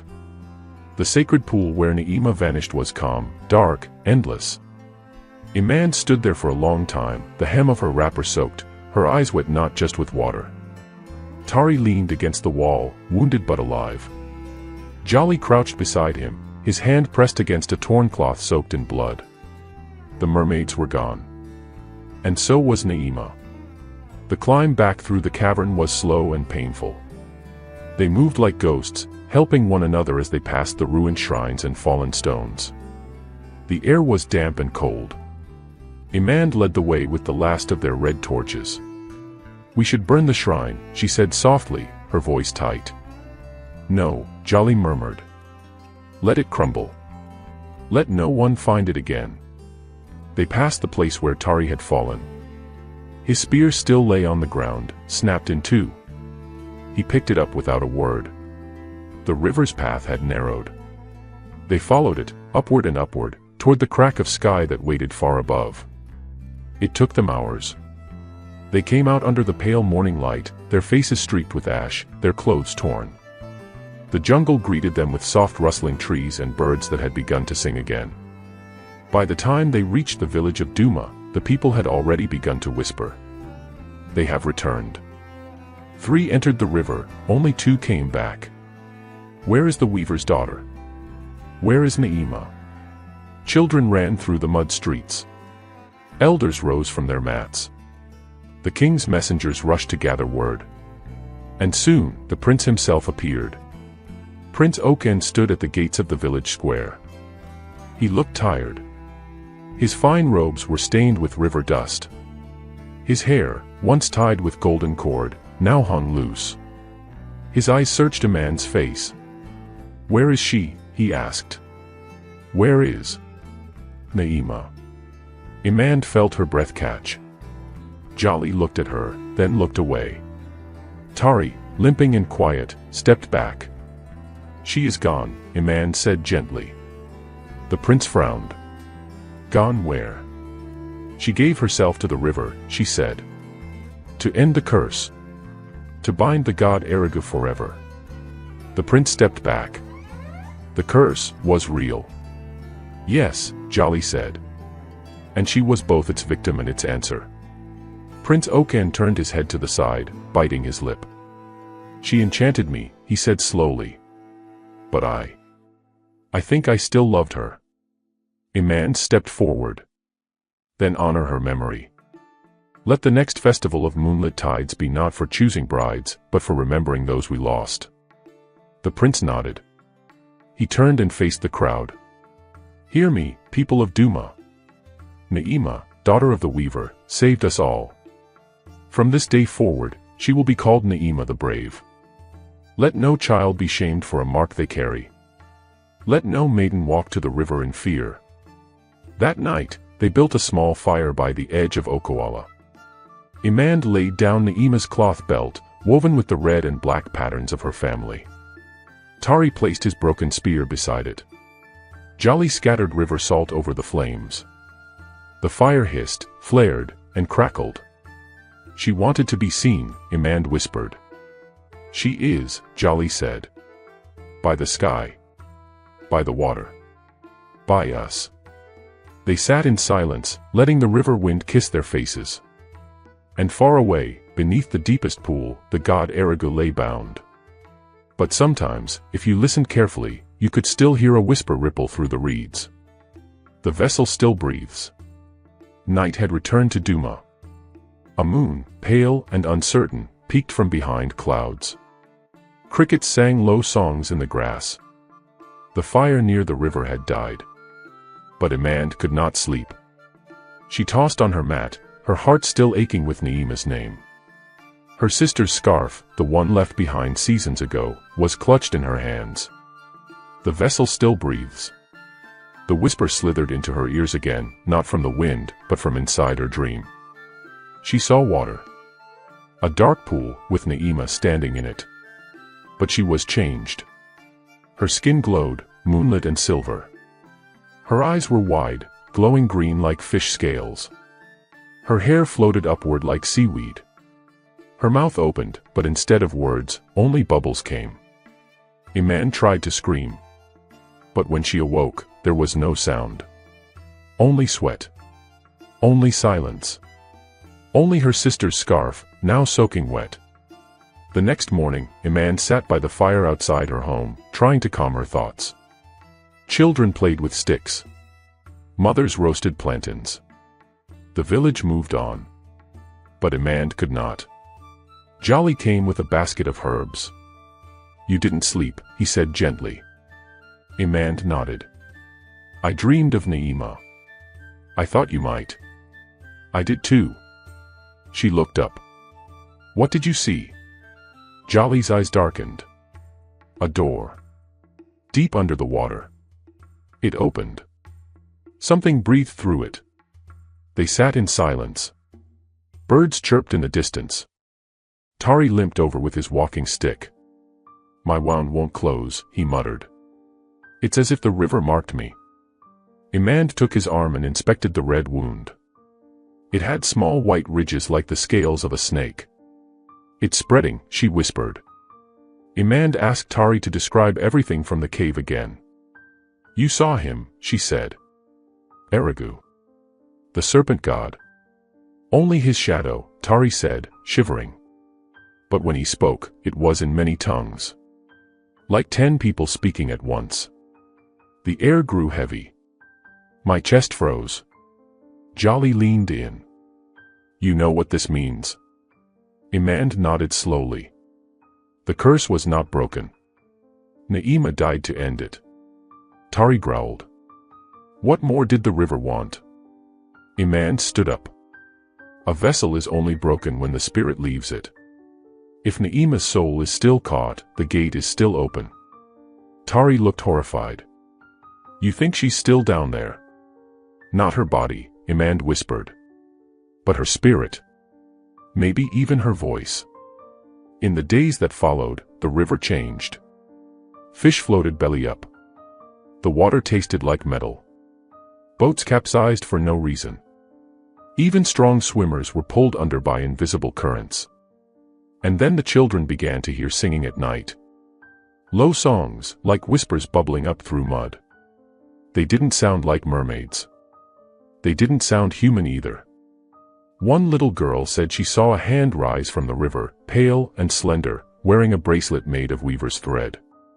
Imand met with the village elders. They sat under the Irako tree, chewing kola nuts, their faces full of lines and fear. Elder Kume, the oldest, spoke. "These signs, they are not new. I saw them once before. Many years ago. Before my hair turned white." "What happened then?" Imand asked. "A girl disappeared into the river. Like Na'ima. Her name was Ayanda. The river grew angry. Dreams began. The dead sang. We sealed the tunnels and prayed. Did it work? Kume closed his eyes. Only for a while. Iman stood, trembling. I must return to the cave. No, Kume said. You barely escaped last time. If we do nothing, she replied, Na'ima's death will mean nothing. I have to find out what still lives beneath. That night, a traveler came to Duma. An old woman wrapped in white and blue, with cowries woven in her hair. She called herself Maya of Ifra, and she walked barefoot from the delta. The river called me, she said. Your waters cry out. She sat beside Iman and placed her hand over Iman's heart. You have seen the vessel, she said. But you have not yet seen the throne. Iman frowned. The throne. Maya nodded. Erigu is not just a god. He is a king of the drowned. And kings always return. Iman, Jolly, Tari, and Maya began to prepare. They gathered herbs for protection, bitters and sage. Maya gave them charms made from turtle bones and river reeds. This time, she said, we go not to end Na'ima's life, but to free her soul. Iman touched the scarf again. Her sister's voice echoed in her heart. Don't let the river keep me. The wind had changed. It no longer whistled like before. It groaned, dragging itself across the village like an injured beast. Smoke from the cooking fires refused to rise, curling downward instead. The animals grew quiet. Even the frogs, who usually sang all night by the river, were silent. Iman stood at the edge of the bank, her feet half buried in the silt, looking at the water that had once brought life, and now brought only dread. Behind her stood Jolly, clutching a calabash of sacred oil, his jaw tight with fear. Tari leaned on his staff, a white cloth tied around his arm for protection. And beside Iman stood Maya of Ifra, the river priestess, her eyes shut, humming a deep, humming song that the wind did not interrupt. Maya sprinkled powdered bark into the river. This is not a journey of revenge, she said softly. It is a walk into a god's memory. We are not welcome. Iman swallowed. How will we find the throne? The river will show us.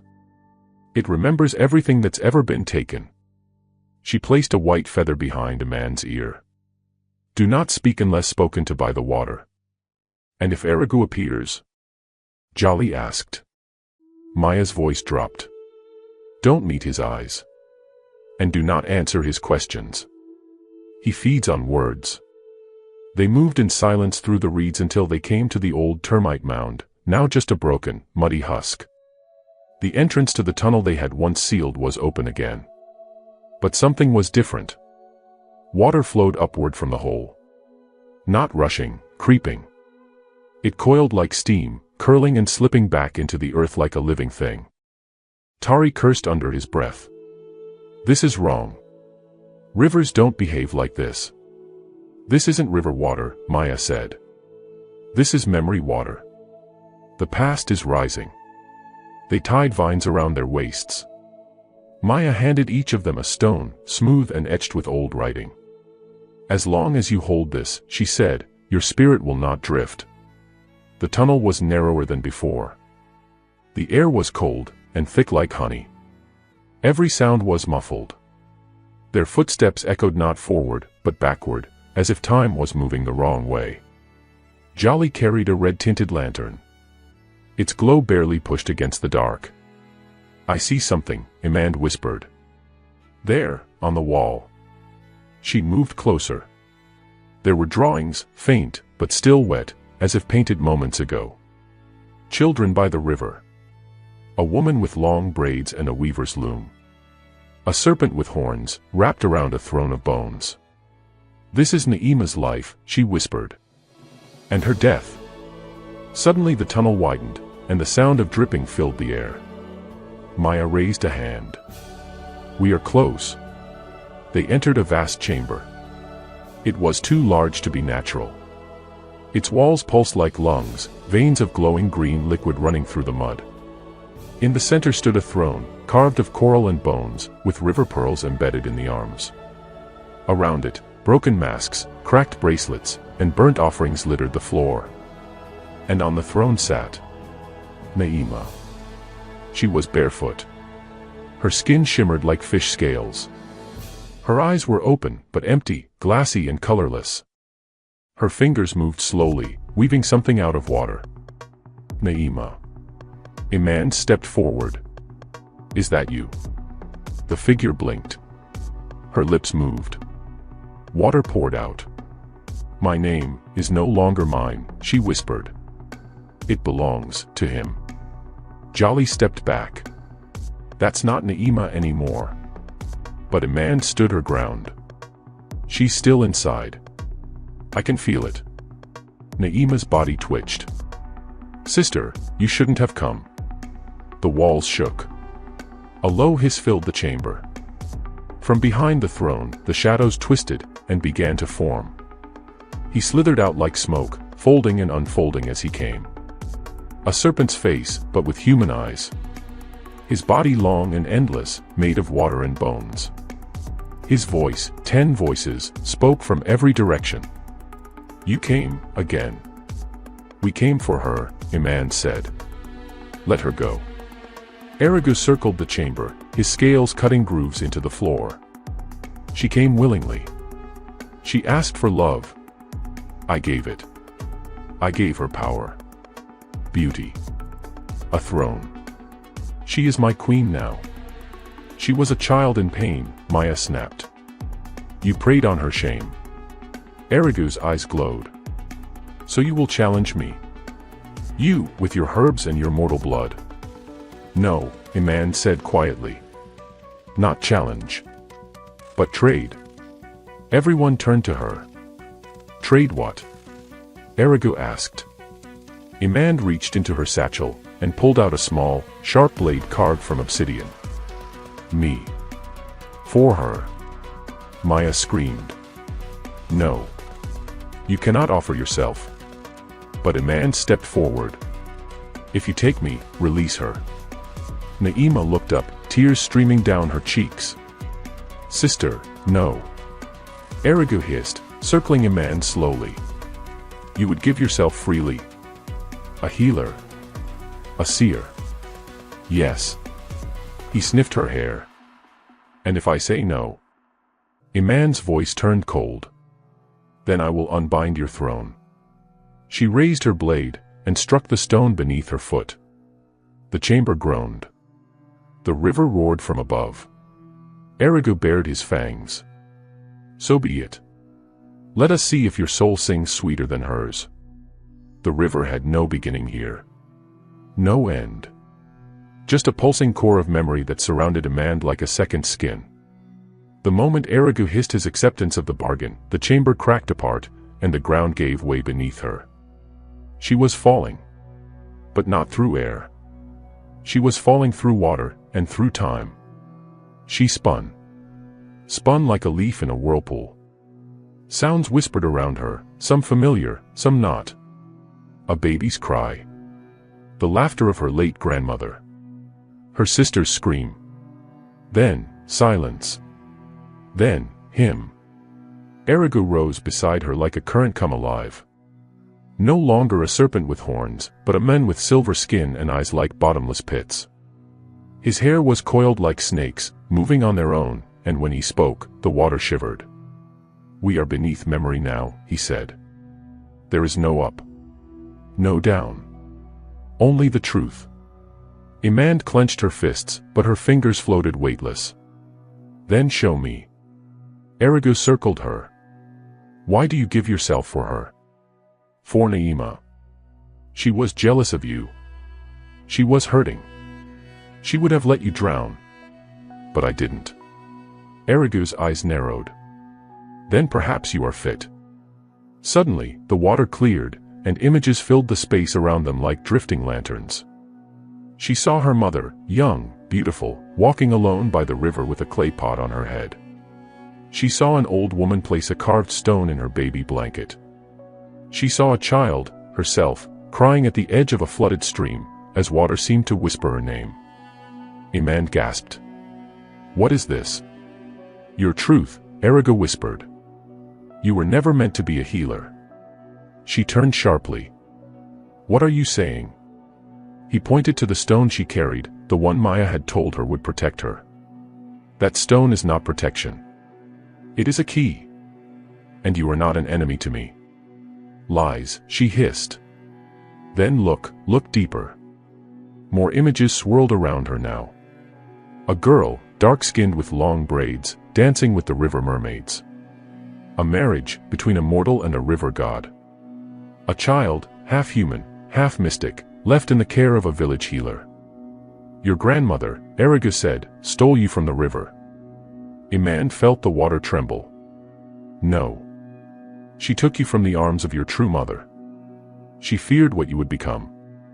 So she hid your name, sealed your power, and told you that you were only a healer. Iman clutched her chest. I was never told. Because they feared what you would bring. He reached out and touched her brow. You, Iman, are a child of Okoala. You do not belong to the land.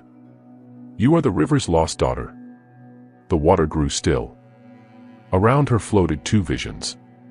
One of Naima, her body collapsing, her soul crumbling like sand, drifting toward a throne she did not choose.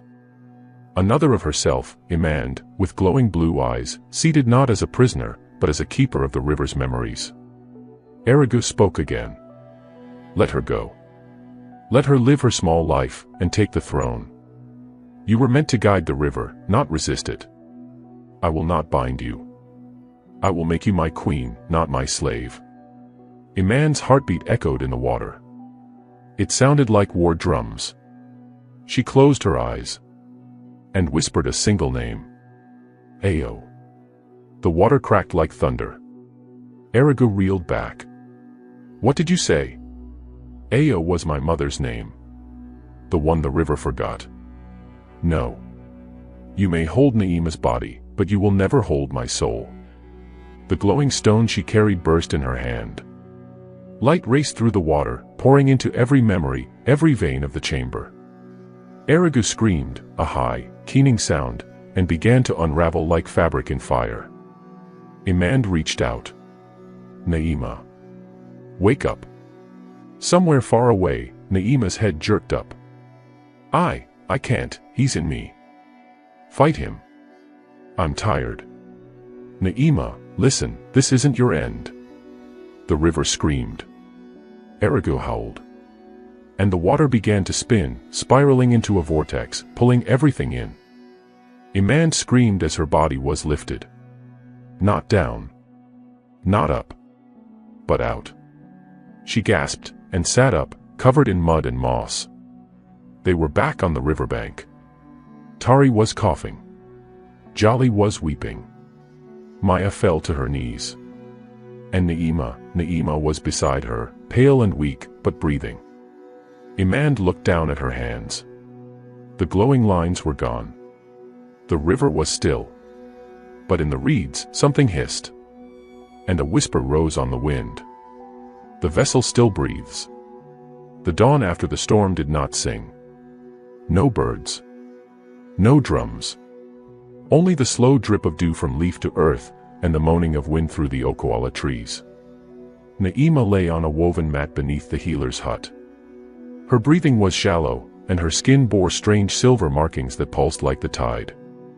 Though Erigu had been driven back, something still stirred within her. And Iman knew they were not done yet. Maya, the old storyteller, sat cross-legged beside Naima, grinding herbs and murmuring to herself. Silver veins, always silver after serpent dreams. Iman entered the hut carrying a small calabash gourd filled with morning river water.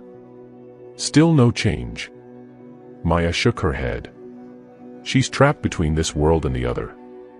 Like a fish caught in two nets. Can we free her? The old woman paused, her hand stilling over the herbs. Perhaps. But it will require a binding, a sealing. A sealing. Yes, child. Just as our grandmothers sealed Erigu once before your time, before mine. Iman sat beside her. How? Maya looked at her with sharp, wet eyes. We'll need the whispering gourd. No one in Duma had touched the whispering gourd for over 70 years. It was kept beneath the council hall, wrapped in raffia and red cloth, sealed in cowrie shells and oil-soaked vines. It was said to contain the voices of every ancestor who had once stood at the river's edge and demanded peace. They whispered only when awakened by a true child of the water. Imand now understood that meant her. Later that morning, Imand stood before the village elders. 5 men. 2 women. All old as bone and sunburned wood. They looked at her with suspicion. "You say you carry the blood of the river," one grunted. "Yet your grandmother claimed you were orphaned." "She did what she thought was right," Imand replied calmly. "But the river knows my name now." One of the women, Elder Naya, squinted. "And you want the Whispering Gourd?" "To seal Erigu. And save Naima." The eldest of the men, a white-bearded chief named Bako, rose slowly. "We sealed Erigu once. But the seal was broken by pride. Now, you wish us to risk awakening every old curse for a girl touched by serpent magic." Naima did not know what she was doing. She was desperate to be seen. "We let her suffer. And now you want mercy?" Bako snapped. Imand stepped forward. "Yes. Not just for her. But for us. Because if we don't act, Erigu will return through her body. And next time, he won't whisper. He'll roar." The room fell quiet. Finally, Elder Naya spoke. "Bring the girl to the circle. And the gourd. If you are riverborn, it will open for you. If not, the spirits will decide." That night, under the twisted fig tree near the village's center, Imand knelt in a ring of chalk and charcoal. Naima lay behind her, wrapped in blue cloth, the silver marks on her arms glowing faintly. The Whispering Gourd sat before Imand. It was small, no larger than a palm, but its weight felt enormous. Maya's voice rang out. "Child of water. Speak your name." Imand whispered. "I am Imand. Daughter of Ao. Grandchild of the river." The gourd trembled. Then, crack, a seam opened. From within rose a ghostly blue mist. Voices filled the air. So many voices. Children. Warriors. Mothers. Priests. "Who calls the river?" the voices asked. Imand's voice quivered, but remained steady. "I call you to seal the gate. To bind the god who seeks to return through Naima. She is tainted," the spirits said. "You would spare her?" "Yes. Even if it means binding yourself in her place." The crowd gasped. Maya stepped forward. "Imand, wait." "Yes," Imand whispered. "I accept." The mist surrounded her. Spirits swirled, touching her face, her arms, her chest. One spirit, her mother, Ao, appeared before her. "My child, you are brave. But are you ready?" Imand stared into her mother's translucent eyes. "Yes." Ao smiled sadly. "Then be the gourd. Hold what must not escape." And with a sound like drums beneath water, the mist rushed into Imand's chest. She gasped, and glowed. Naima jolted awake. Screamed. The silver marks on her arms burned away. And the crowd saw a faint serpent shape rise from her mouth, hissing. It lunged at Imand, but struck an invisible barrier of blue light. Sealed. Imand had become the vessel of the seal. As the sun crept above the trees, Imand collapsed. But she was breathing. And the gourd, now empty, sat beside her. Naima, shaking, crawled to her knees. "What have you done?" Maya whispered. "She has saved you. And all of us." Naima looked down at her trembling hands. And for the first time in years, they were her own. The village of Duma should have celebrated. The storm had passed. The cursed maiden had been freed. The river god was sealed once again. But fear is a stubborn weed. And even in calm waters, it spreads. By midday, the market buzzed, not with laughter, but with nervous murmurs. She glowed like a spirit. I saw her eyes, they were not human. Didn't she say yes to the serpent once? Maybe she is now its new bride. They meant demand. She walked through the village square with slow, tired steps. The spirits of the gourd had not left her. She could feel them in her dreams, in her breath, in the gentle stirring of leaves when no wind blew. Mothers pulled their children closer when she passed. Fishermen paused their nets. Only a few nodded respectfully, Maya the storyteller, Elder Naya, and young Kosi, the potter's son who once had no voice, now following her like a loyal goat. They fear what they don't understand, Kosi said softly, holding her water jug. A man sighed. I understand. I would fear me too. But fear breeds danger. And that danger was gathering at the edge of the forest. That night, in a small hidden shrine near the roots of the Irako tree, 5 villagers gathered in secret. They lit no fire. Only a bowl of white ash. One was Chief Bako. Another was Elder Ade, who had lost a daughter to the river many seasons ago. And beside them stood Orimu, the fisherman whose brother vanished the same night Naima made her pact. Orimu's voice was low, tight with pain. We replaced one vessel with another. And now she walks among us like a living drum, beating with gods we cannot see. Chief Bako nodded. The gourd was sealed for a reason. It is not meant to be held by flesh. Elder Ade leaned in. She is kind. Brave. But she is not safe. The spirits may turn her mind. Or worse, turn her body. Then what do we do? Whispered Orimu. Chief Bako stirred the ash. We return the seal to the earth. You mean, bury her? Silence. No. I mean take her to the old grove. There, the spirits will decide. If she is pure, she will return. If not, she will remain. Elder Ade hesitated. And if she refuses? Chief Bako's eyes narrowed. Then we make her go. The next morning, Maya summoned a man to her hut. Her face was tight with worry. They have called for a judgment, she said. Who? Imand asked, though in her bones she already knew. The council. They want you to go to the old grove. The place where the first mermaid was turned to stone. The place where the river spirits speak only in riddles and roots. I thought it was a story. Most stories are, Maya said. Until they wake. Iman did not argue. She only asked, will you come with me? Maya reached out, cupping her face. No. This is your path now, Imand. You must walk it alone. Before she left, Imand went to see Naima. The once cursed maiden was now free of silver veins and whispering shadows. But her eyes still held sorrow. You're leaving? Naima asked. They want me judged. By the grove. Naima looked away. I should be the one going. I brought this on all of us. No, Iman said. Aragu tricked you. You only wanted to be seen. We all do. Naima stepped forward and placed something in her palm, a small beaded bracelet, blue and red. My mother gave it to me before she died. Said it would keep me from drowning. I never believed her. But I think you'll need it more. Iman smiled weakly. Thank you. Come back to us. Please. She traveled alone, barefoot along the winding paths where even hunters feared to walk.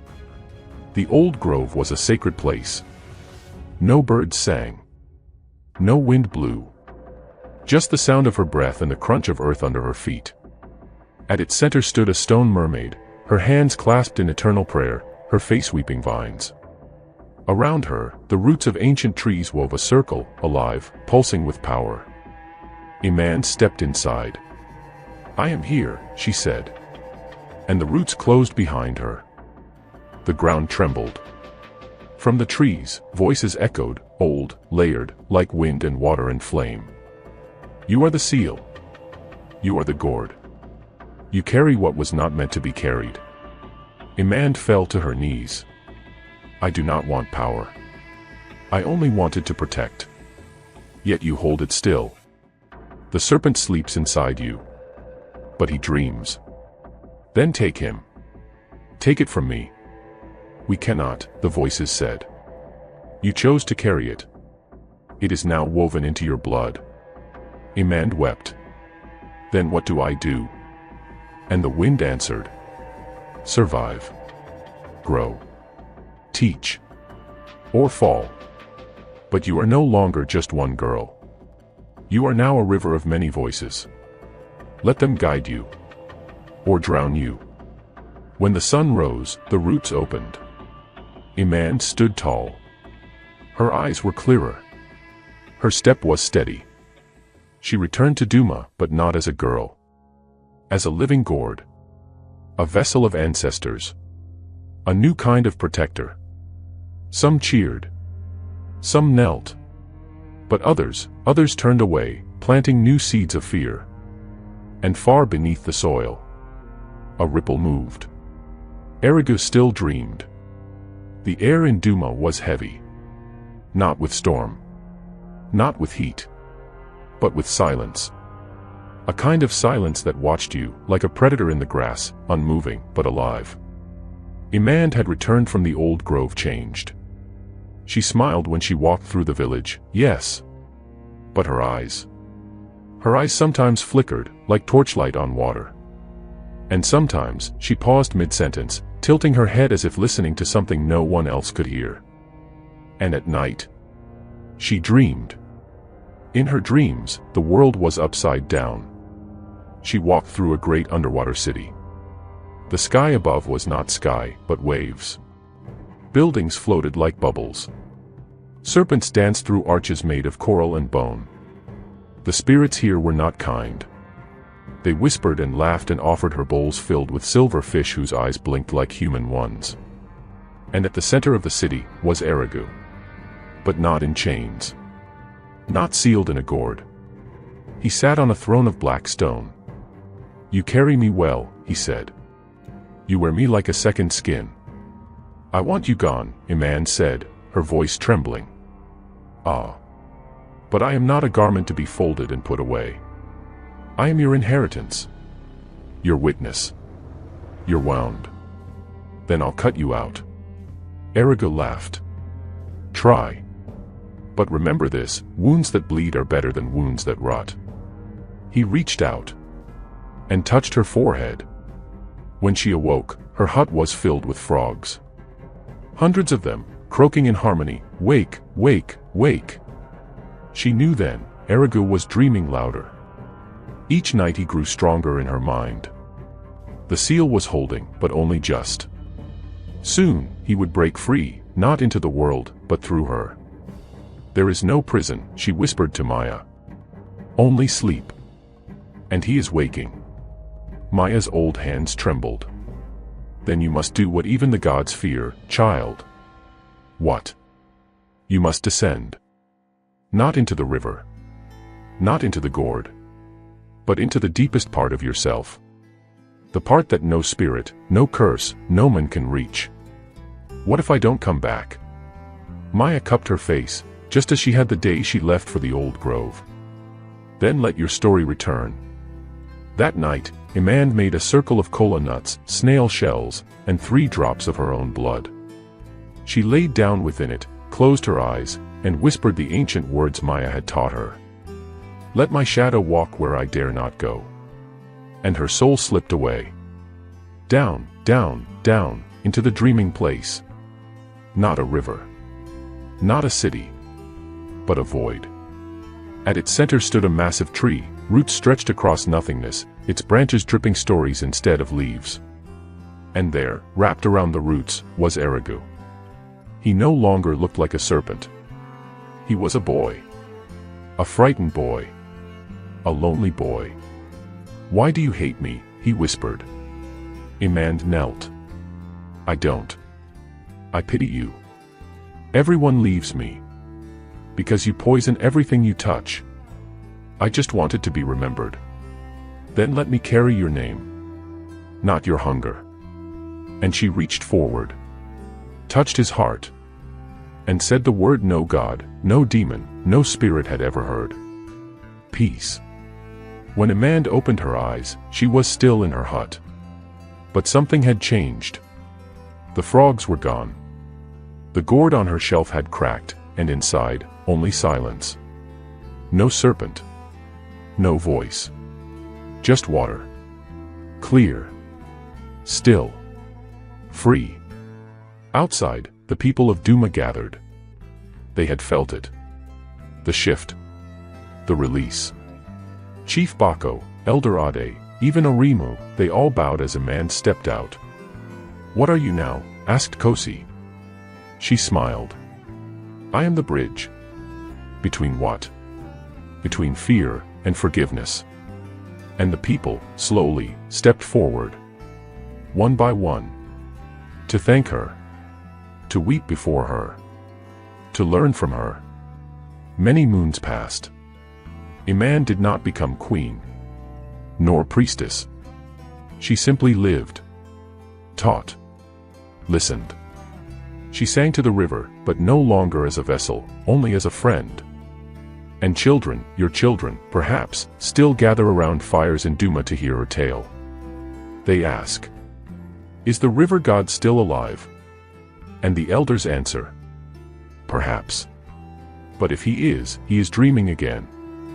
And a man taught us how to keep him sleeping. With truth. With courage. And with stories. Because in the end, stories are the only seals that never break.